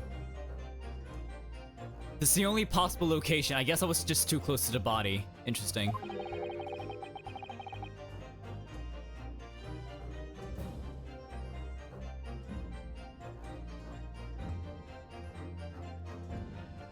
Immediately adjacent to the doorway. The court would think back to the testimony given by the defendant earlier. He said that when he entered the room, it was dark, and he couldn't see the body. I mean, okay, I guess fair enough. Like, if it's directly at the doorway. I mean, I guess, okay, it goes with, like, my original thoughts of, like, the door opening, and him only being able to see, like, this part of the room. So I guess, like, the board was here, literally, like, hiding the body, right? Which means he saw the body, he came up, ran up, saw the body, and then stumbled back. Pap. Okay, I guess, yeah. My heck! If the notice board had been here, the body would have been completely hidden from view, and the light from the candles would have been blocked, making the room appear darker. Objection!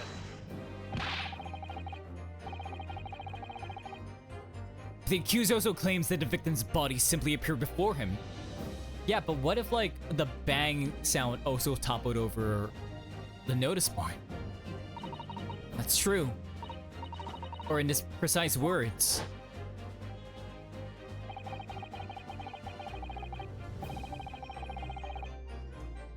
Because the door flew open.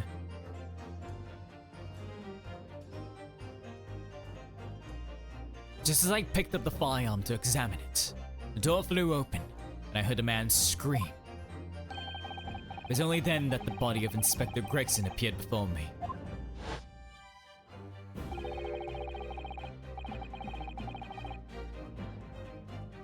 I don't know about calling it a scream, but he was talking about me, and no mistake. Because it was me that kicked the door open, and it flung the fuck open, didn't it? If you look again at the floor plan, consider what would happen. The door to the room was thrown open with force. Bam. I can't. The door struck the notice board, knocking it over and making the victim's body visible. Good gracious! My client has told nothing but the truth. He has simply described what he saw. Let's go. Take that, Kazuma. Order! Order! Counsel, how has this not come to light before now? After the incident, somebody must have righted the board and moved it into the position where the police, myself, and my colleagues saw it when investigating the room. Witness, what have you to say for yourself? What? Me, my lord. You and your fellows were there at the scene before anybody else, so like, who was the one who moved the board, right? Before the police came. It goes without saying that you must know something about the position of the notice board.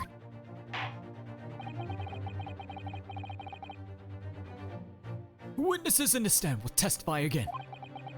You each explained exactly what you did upon arriving at the scene of the crime. Stop looking over your glasses at me. I get the message.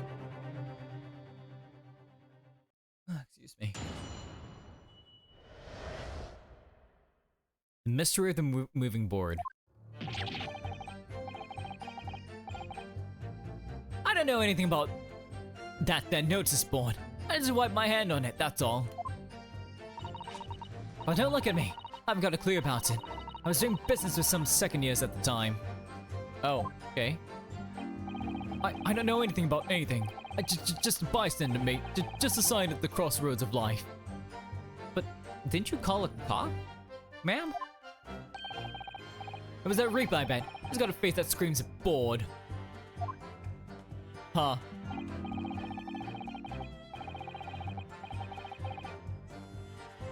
I can't see how this changes anything anyway.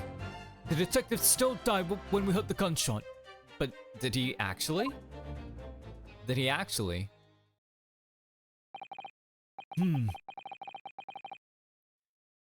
So none of you can elaborate further. Shaken by the crime they witness, and with only the light of a few candles and an oil lamp by which to see.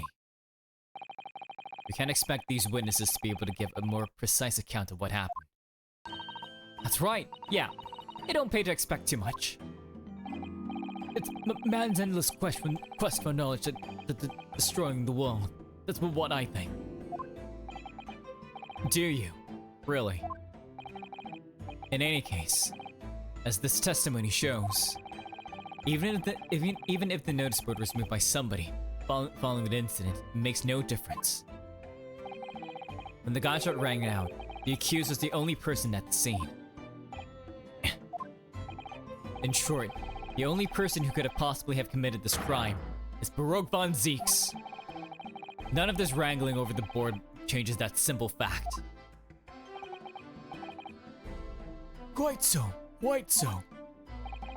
Does the defense still wish to cross-examine the witnesses, despite the circumstances? Of course I will. Most certainly, my lord. Because they've got to be lying. Very well. Then you may proceed, counsel. They've got to be lying to me. They got to be.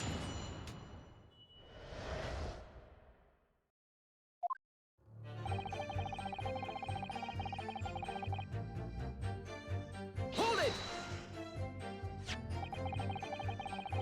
So you admit that it was the board. So you admit that it was the board you wiped your bloody hand on.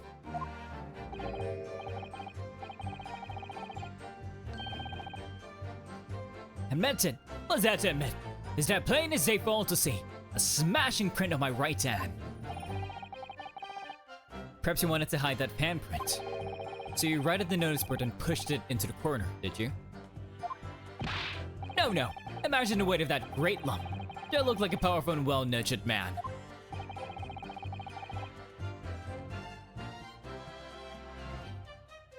Well, do you see anybody else moving the board?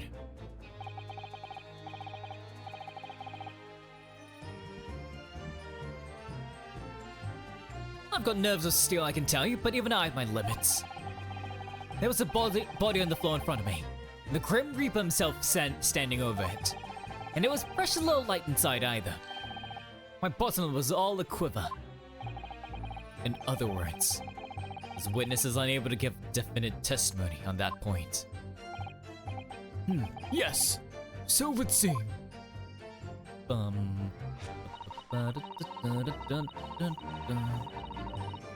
it! When you say you were doing business with them, you mean you were selling them fireworks? Yeah, what else? There's a priory school just around the corner, see? Those cheeky little so-and-sos, I've got a plan to blow their school to kingdom come. Wait, a primary school? Like... So I've been telling them. Letting the teachers know what they're up to. You've been snitching on them. Oh, you have? Yeah, wouldn't want anyone to get hurt. So let the school know the kids are playing with dodgy toys. Then, praise the Lord, the teachers take all the fireworks off them. And then, praise the Lord again, the kids all come back to me to buy more. Everyone's happy, see? What a racket. Of course. And sometimes the teachers give me a little bonus for thank me for letting them know. It's a busy old life, selling explosives. Venus is a guileful goddess indeed. Exactly. My gosh. Hopefully she doesn't have a son called Cupid. Oh. Girl boss, literally. Well, telling bad-faced lies is my kind of thing, really. I'm ever so grateful. Excuse me. Excuse me, sir. What are you thinking about? Something wrong, Mr. Sandwich. If I said it was, could we just leave it at that? Let that be the end of it. No. You gotta tell us what's up. That Miss Venus's statement just now bring something to mind, perhaps. Dots. Philosophical thoughts. Deep philosophical thoughts. Okay, go on. Let's say there was a great liar. And that great liar said, without batting an eye, telling bad-faced lies is my kind of thing. I'm ever so great at it. Would those words be a lie too, or the truth? In which case, just not a liar. Oh, true. Yeah, it's like the two guardians, the fork in the road. Ooh, it's a hellish paradox, that one, don't you think? Dots. I'm not entirely sure, to be honest. But it seems to me you're suggesting Miss Venus has been lying. Are you? Dots. That look in his eye. What are you on about, old man? Trying to cause trouble, are you? Keep on like that. Oh, and I'll wrap your whole body in firecrackers and set them off. That'll give you something to tremble about. You have a startling, disturbing mind behind that sweet and innocent face, young lady. So, Miss Venus has lied in their testimony. Is that what you're saying, Mr. Sandwich? Come on, Sandwich, like, tell us the deets. Let us know.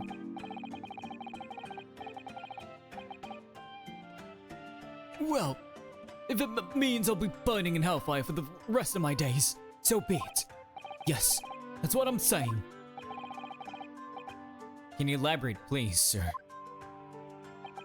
Dots.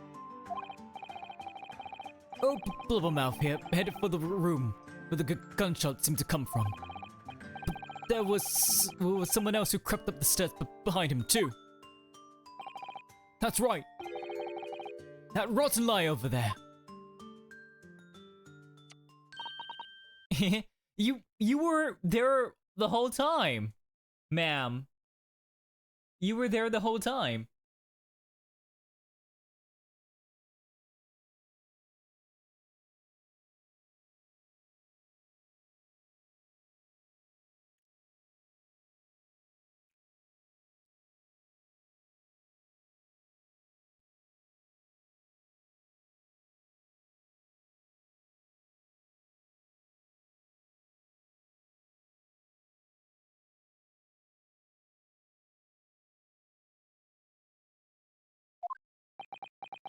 Dots. Dots. Do you mean to say that you did in fact betake yourself to the scene of the crime, but after all? Perjury. Perjury, my lord. Get her out of here, or not. Like, we need the truth from her.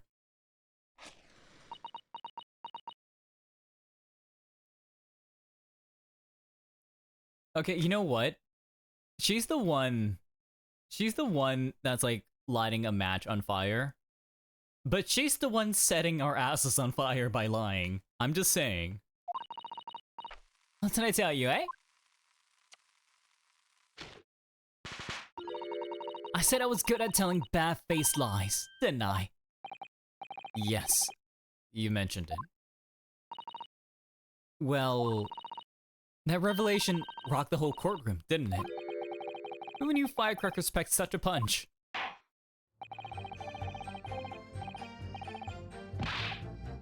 So you did indeed visit the scene of the crime, did you, young lady? Good grief.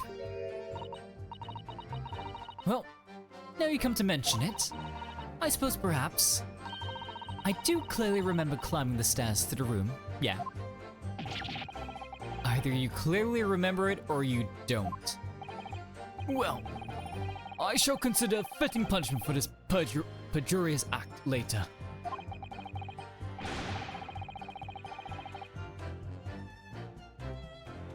For the time being, you will merely amend your testimony to reflect the truth.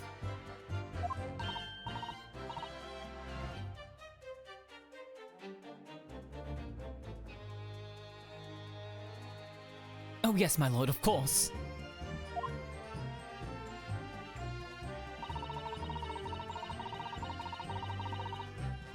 Maybe I did sneak along behind gossip and have a little peek into the room where it all happened. Okay, hold it. Let's take a look. You make a habit of lying, do you, Miss Venus? Well, I suppose so. I don't really know, to be fair. If you want my advice, though, I'll take everything I say with a big pinch of salt. Alright, But you did in fact go into the room where the victim was killed on the day in question, didn't you? Oh please, as if I would. I can't think of anything more terrifying. The truth, please. Well, alright, just a bit then. I mean, a girl my age is curious about stuff, you know? Wait, how old is everyone here? Question mark, question mark, question mark, question mark, question mark, question mark. But we know that we assume that they're at least double digits. Okay. Did you touch anything at the scene?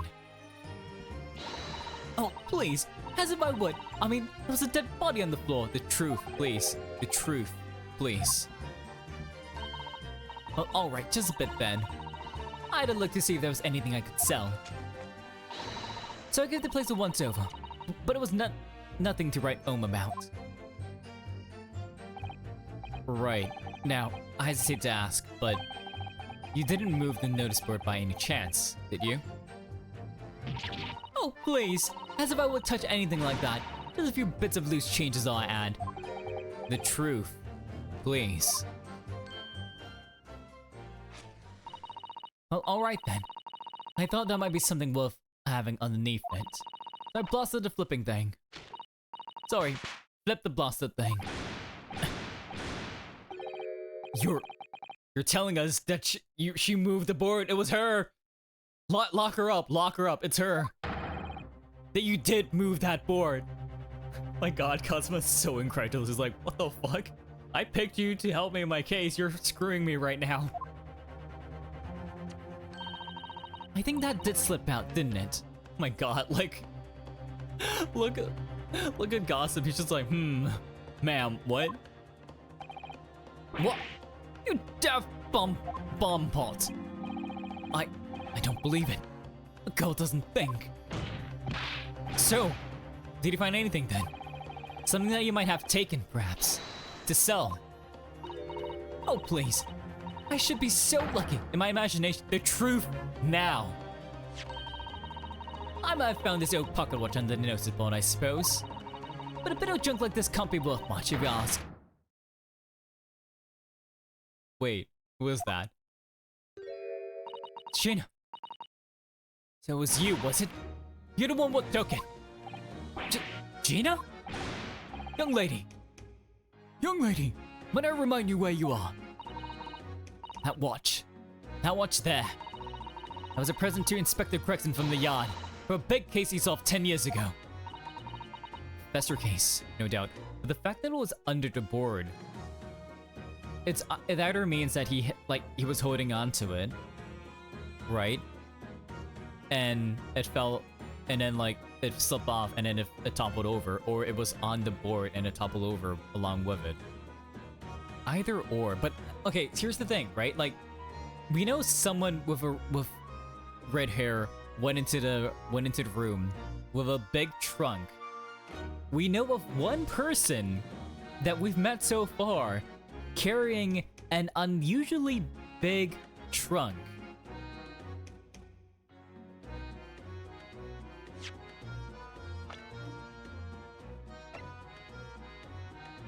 Am I saying that he might have something to do with it? Potentially. You know? He's the only one that we know that has a big trunk.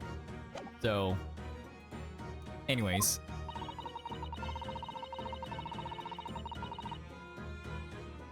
The boss used to wind it up every evening, without fail, when he was waiting for his grub to come at the pub.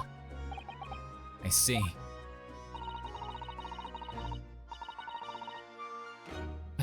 I swiped it off him once, and blimey was he upset. He gave me a right earful.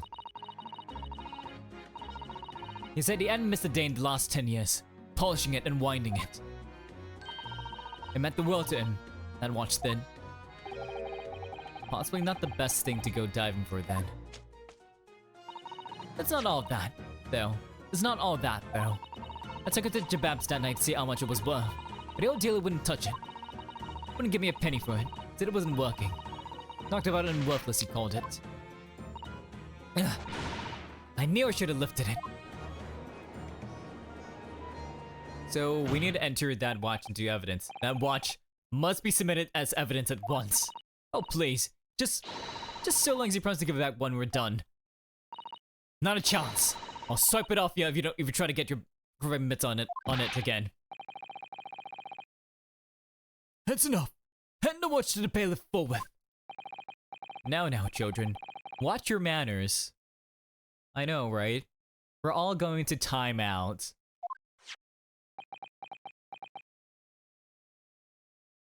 Dots. Good lord.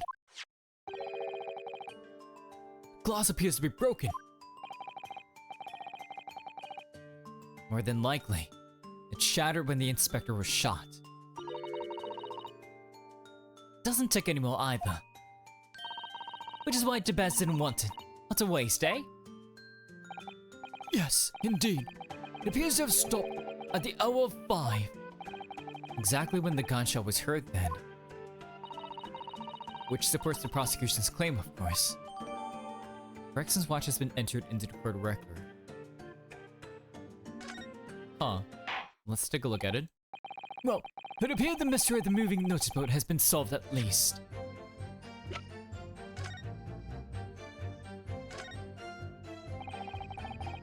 The glass over her face is really badly cracked. Look. What a shame when the inspector clearly looked after it so carefully. I imagine Mr. Sholmes could repair it, don't you? Yes, I should think so. He's very adept at things like this. A useful man to have around, in fact. But kindly remember that he's a great detective, Mr. Naruhodo. Not an odd job man. Wait!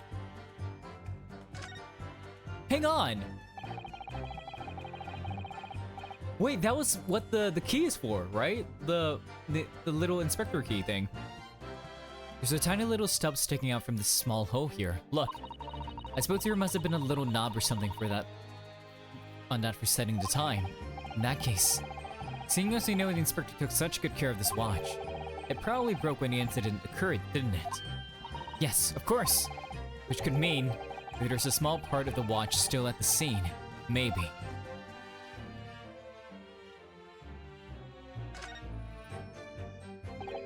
Oh, there's a tiny little keyhole here. Can you see? Oh yes. That's probably for the winder used to wind the mechanism. It looks a little unusual, don't you think? Yes. You need just the right key to wind it, I imagine. Dots. We're gonna see. Come on, bring out the inspector key. Why do I feel as though I've seen something? Something a bit like a key that's about the right size to fit in this hole. It would be wonderful if we had the key. Let's check carefully over what we've already found. Da-da, ba-da, ba-da, da-da, da, da, da, da.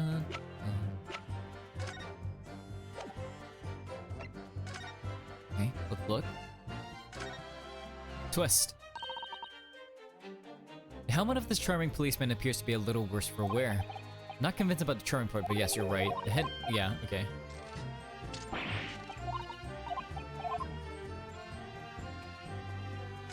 It's for the watch, isn't it? Mr. Sato, do you think perhaps this key could be the key for Inspector Rexon's watch? Oh, yes, it could be. Let's try it at once. There's not a moment to lose.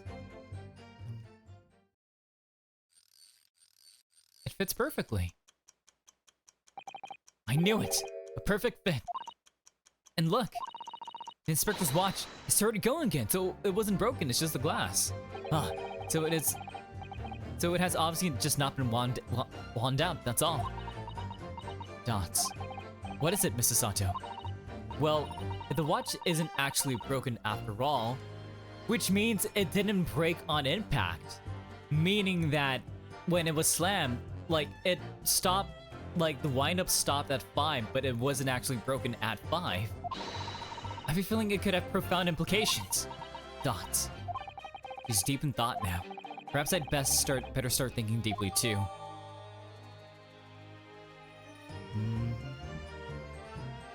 Hello Rito, how are you? Hello Matthias! I'm doing pretty good. We're doing some grade A tutorial right now. We're trying to figure out what exactly is happening, but I hope you're having a good day so far.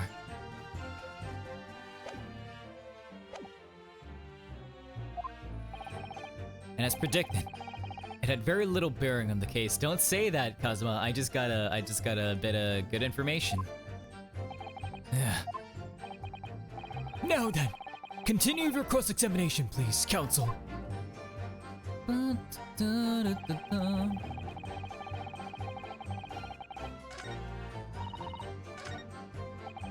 Okay, I'm pressing on this. But you did go to see what had happened in the room, didn't you? Fresno Street is my whole world, is all I know, and I know all of it. I have to make it my business to know. I want to hold my sign up high. So you did go to see what had happened. It's not the destination that's important, it's how you get there, isn't it? Did you notice the notice board in the room? If you think about it, but both the same species, aren't we? Both different members of the sign family. It's our neighbor, finally I'm eating my lunch. Hey, congratulations. I hope you're having a good lunch though. So if I spotted it, I tried to trip it up. Out of a sense of rivalry, I admit. Someone really needs to tell you that you're Homo sapiens, not Homo science. Oh my god. Does that mean that you didn't notice the board? I can only repeat what I said before. I don't know anything about anything. I'm just a bystander to me, just a sign at the crossroads of life. In which case, just who was responsible for moving the notice board? Venus. You know, it had a gravitational pull. Hold it! What exactly do you mean by that? He was making a pun, Rinosuke, but anyways. Oh, come on now. That tells you you've not noticed. He looks like he hates everything in the world, that fella. But not notice boards. The one thing he likes, you can see it in his eyes. I can't say I ever noticed. I'll tell you one thing for free, though. I never took my eyes off that man on the floor, or off the Reaper. Not for a second. Sorry. Sorry? Well, I was that scared I couldn't. You never know what a fiend like that might do if you look away, do you? Dots.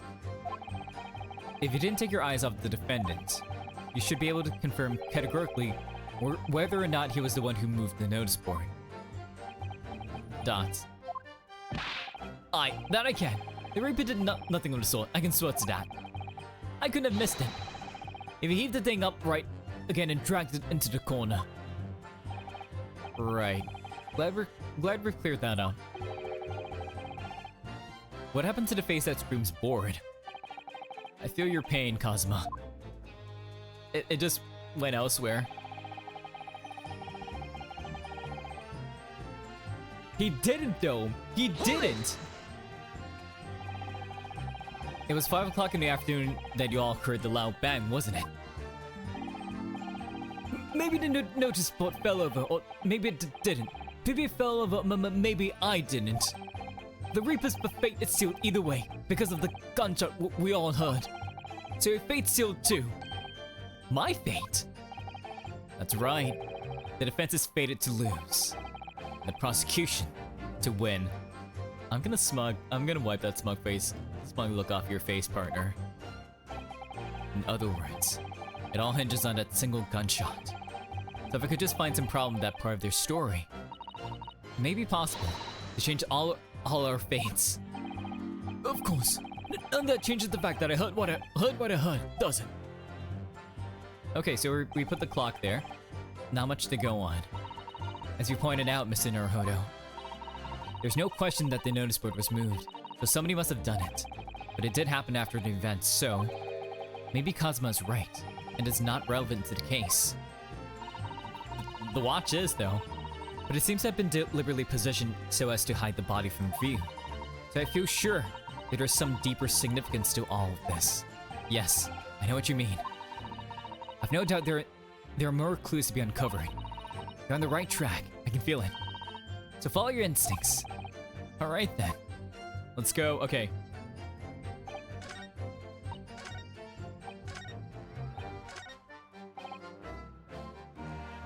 Objection! Objection! He did not die at 5. I'm afraid that's not necessarily the case. Oh! At the scene, we found this key to the winder of the inspector's pocket watch. A key. And having wound the pocket watch, we discovered that it in fact still works. You see, the watch didn't stop because it was broken at all. It stopped because it wasn't wound out, but that fact completely undermines one of the most fundamental premises on which this entire case has been built. What?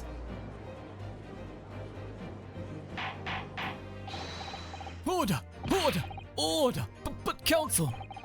The watch was stopped at almost exactly 5 o'clock. Yeah, which is just when we heard that gunshot. It is exactly the hour. The time that was showing on the watch tells us nothing other than when it wound down. It's merely a coincidence that it happened to be at 5 o'clock. Yeah, he's breaking his smug face. Let's go! Objection! Even if that's true, the 3 witnesses here all heard the gunshot at 5 o'clock. So that's obviously when this crime was committed. Objection! Or it could just not be a gunshot and it could be a giant ass firecracker, buddy. No, that doesn't hold. Why not? Recall what Inspector Lestrade said only moments ago.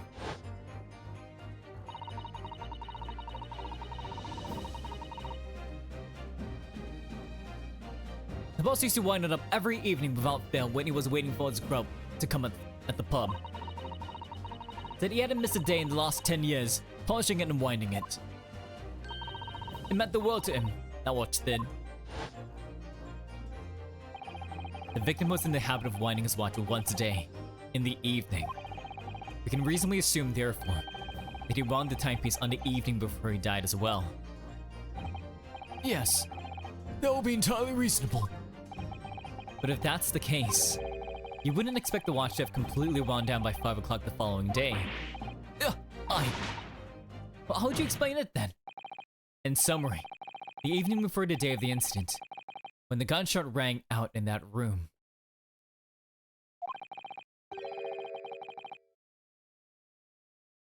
The inspector was already unable to wind his watch. He didn't die. Yeah, like basically it's saying that like it's wound up like once a day on the dot every day. But if he didn't wind it the night before, that means he didn't die at 5 o'clock that day. You can't mean. What would stop a man winding his watch is if he's been in the habit of winding it every single evening for 10 years. He died. The obvious answer is that he was already dead.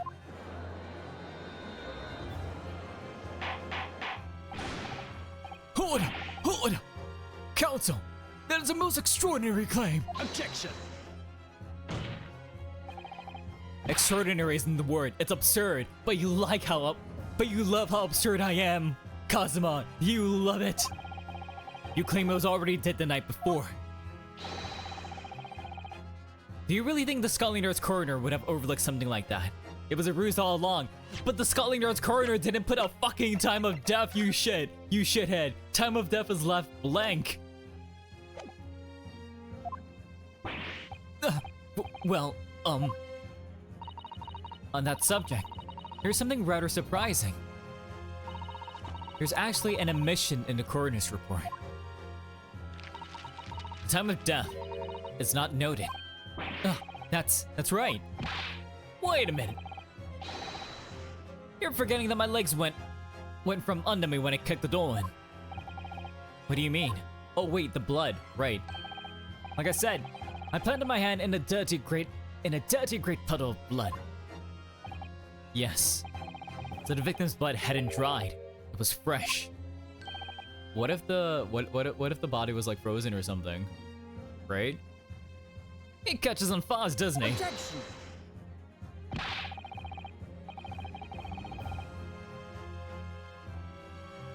But that blood could be explained in any number of ways. It could have been put there afterwards. Objection! That's my he's using the learned friend.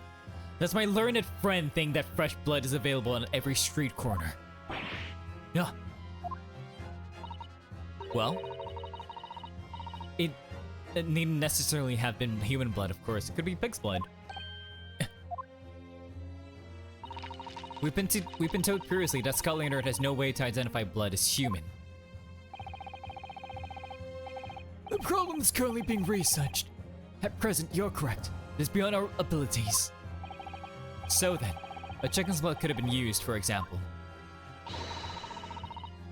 It's certainly a possibility that it wasn't the inspector's blood at all. Objection! But the gunshot was heard at 5 o'clock that afternoon. That's beyond question. Was it truly a gunshot that was heard, though, Kazuma? Think about it. You made me spend £6 on a firecracker, and now it's gonna blow up all over your face. Is it? Is it, though? What? Given that the time of death of the victim has already been called into question, it isn't beyond the realms of possibility that what these witnesses heard wasn't a gunshot at all. Oh, please, what are you trying to say? Also, I know what we heard, and it was a bit loud bang that came from that room. Oh my god, he's taking out his riding crop, his whip. Now you listen to me. I straight soldiers have a livelihood. I don't doubt your ears, sir, but all you can state with certainty is that you heard a noise. Explain yourself then, counsel. A noise that sounds like a gunshot could have been made with... Hello there. Take that! Take this. Something like this. The culprit could have set off one of these to fake a gunshot. Good gracious! The very fireworks that was sold by the witness. Now hold on a minute. Are you saying I did it? My pretty little firecrackers only make a little pop anyway. See? Not 100 of them together. The Venus Special. They sell for 600 pennies sounds like this. As the court can now attest, it sounds very much like a gunshot, in fact. You're trying to suggest that somebody set one of those fireworks off at the scene. I'm suggesting that somebody knew the defendant was in the room at 5 that day and sought to implicate him by creating a sound like a gunshot for those peddlers on Fresno Street to hear. Objection! But even the accused himself has testified that he saw no one else in the room at the time. Yeah, but you don't need someone to set off a firecracker. You just need fire. So what if you set it up? What if you just light a candle? It goes down. Like, what if you implant a candle with a firecracker? It goes down, it burns up, it bangs. Right? That's all you need. Whether it was a gun or a firecracker, the only person present to cause that bang was Baruch von Zieks. One whiff of a match and my firecrackers go pop. See? That's why people like them. Like them. I fear for your fingers, young lady. Objection! Recently, during my time here in Britain, I've learned a very useful invention indeed. Something called a time bomb. Good heavens, a bomb! Yes, a device that allows you to blow up whatever you like, whenever you like. Mr. Naruhodo, I worry that your unfortunate phrasing there may lead to yet another international incident. It's okay, we started one already. Yeah, no, wait, it's whenever you like part that's important. A timed device. Yes, exactly. A timed device. Something of that nature could have been planted at the scene. It's called a candle. A device that was able to produce the sound of a gunshot long after the culprit had left. Your extravagant claim would have to be substantiated with evidence, counsel. What proof have you to suggest in any way that a timed device is employed to create a gunshot sound?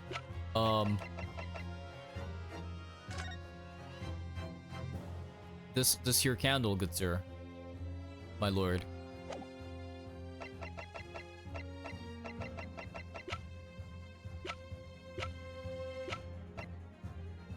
Take that!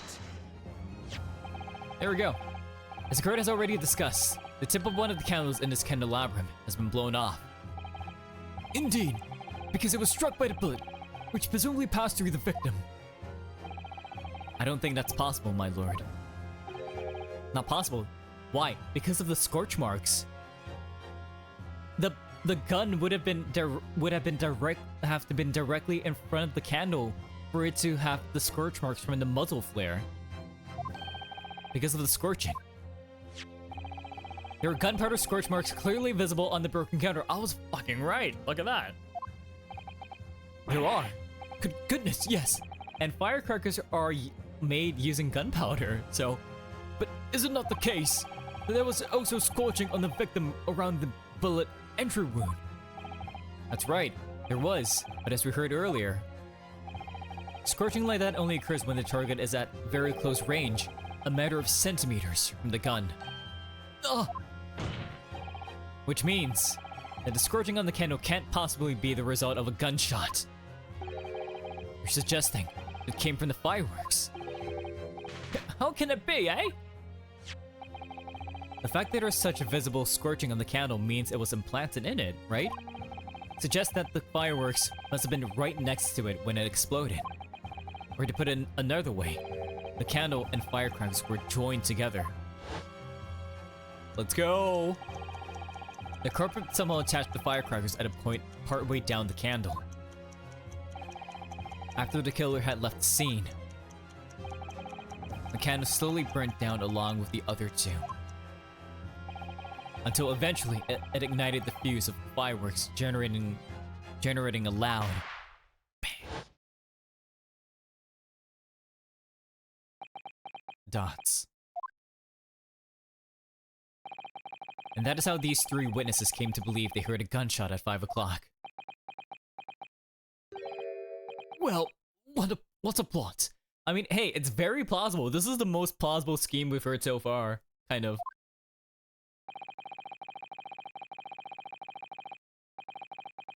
And this implies that the victim could have died earlier than we've been led to believe. The previous day, even. Now, just hold your horses. No, literally, because, like, it couldn't have, like, stopped at 5. He did it for dinner, right? And then died the night before and winded until, you know, like, it would have stopped, like, well, you know, like, it just implies that, like, it could have stopped by that time. As in, oh my god. Like, if he unwinded it the day before, it would still be working now, presumably. Right? But the fact that it stopped means that, like, the day before he couldn't have, like, wounded it. Anyways.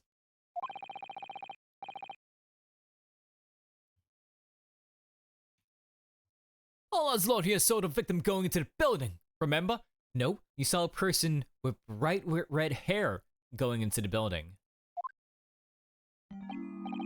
I couldn't forget that flame-colored hair, even if I wanted to. The person you saw entering the building wasn't the victim at all. Consider this. Obviously, anybody can wear a wig. So the person that these witnesses saw entering the building 15 minutes before the incident occurred could easily have been someone else entirely wearing the red hairpiece. Someone else? Do you mean to say? It was the same person who contrived the firecracker trick. In other words, Inspector Gregson's killer. Psst. Oh? Kazuma? Oh, very impressive. Who do you know, Sasuke Naruhodo? Kazuma! I'm really quite amazed you've come this far. But after all, wasn't I the one who told you that you had all the makings of a great defense lawyer? I also noted the lack of a time of deafness report, a stark omission. But as far as I'm concerned, this whole country's justice system leaves a lot to be desired. Go on. Order! Prosecutor Sogi! What on earth do you mean by that statement? I hear that many of the leading members of Britain's judiciary are present to observe this trial today. So we cannot allow even the slightest doubt to be overlooked. The defense's assertion about the time of death based on a victim's stopwatch is just conjecture. But, while the possibility exists that my learned friend may be right, we have a duty to explore it. Well, certainly. I would agree with you. And what immediately comes to mind is, of course, cross-examining the coroner? What was the inspector doing and where did he go on the day before the incident? Okay, fair enough. Do you know? The inspector always carried out his investigative work alone. His movements were treated as confidential within Scotland Yard. Even within the yard. However, considering the evidence we've been presented with so far, I'd say it's fairly apparent what case the man was pursuing. Wouldn't you, my learned friend? The case of the Reaper?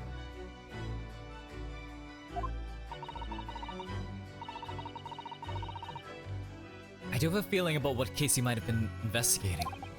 Yes, I agree. Surely. My lord! Or I guess like, not that, like the Red-Headed League, right? Yeah, the Red-Headed League. My lord, the defense believes it can explain to the court the case that was being investigated by Inspector Gregson at the time of his death. Very well, counsel. Present your argument to the court.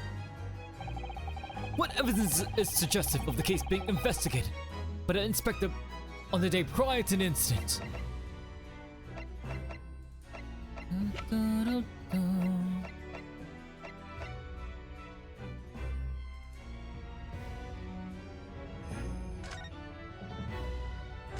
Like it's about, like the latest one is about like the Red-Haired League, right? So I'm guessing I have to just present like the newspaper. Cause that's the only thing that makes sense.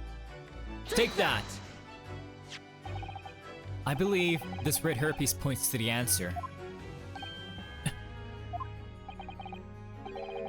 We might assume it was part of a disguise used to carry out an undercover investigation. Surely not. Such a brightly colored hairpiece will only serve to make the inspector more noticeable. Yes, it's quite true. It would definitely have made him stand out in a crowd. Except, that is, in a crowd of gentlemen from the Red-Headed League. The Red-Headed League? So, you'd already worked it out. Aw, look at you. You're so proud.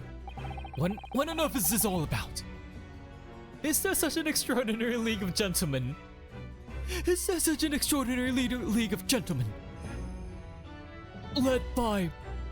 Comprised of a Tom Sawyer, led by M, from MI6.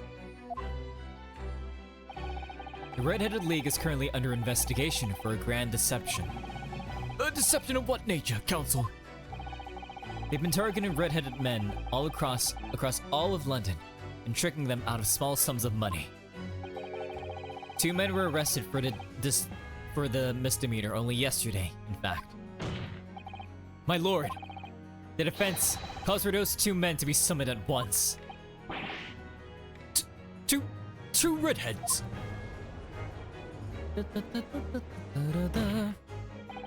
Inspector Gregson clearly infiltrated the Red-Headed League using this hairpiece. So it's very likely that he had direct contact with these criminals. And it's quite possible that such contact led to more serious events. Dots.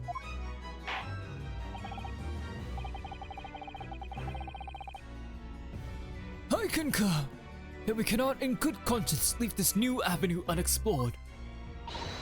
Well done, Mr. Naruhodo. Well, It's another possible line of inquiry for us at least.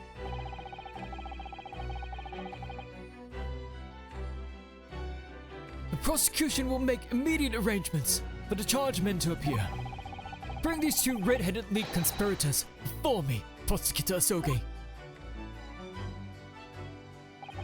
At once, my lord. Very good. We will have a 30-minute recess. Court is adjourned. Nice. Oh, my throat. To be continued. Yay! I think this is a good part to stop. Yeah. It's gonna be trial part 2, right? GG, or I still like part 1. GG, thank you everyone. GG. So yeah, thank you so much for stopping by. I really appreciate it. Yeah. If you've got the rest of the day going for you, please have a very rest of your rest of your day. If you need to rest in decompress and go to bed, then so yes, to me to you. Good night. Yeah. I'm really vibing with everything in the trial, like how sassy Kazuma is as a prosecutor, among other things. I just love it. Yeah. Take care, Rito. Thanks for the stream. Thanks, Matthias. Yeah. So I'm gonna continue like this part of the trial tomorrow. So yeah. Look forward to that.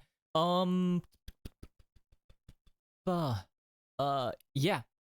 So, oh my god. So we're gonna see exactly what happened because definitely Von Zieks did not kill Gregson, right? I want to see like all my little like thoughts and plans come to fruition because I'm starting to believe that the only person we know of that has a very unusually big trunk or suitcase might have been the one to kill Gregson. I'm just saying. But yeah, that's gonna be it for me tonight. So let me do a raid. Let me pull out my raid message, my raid alt, and my raid sub.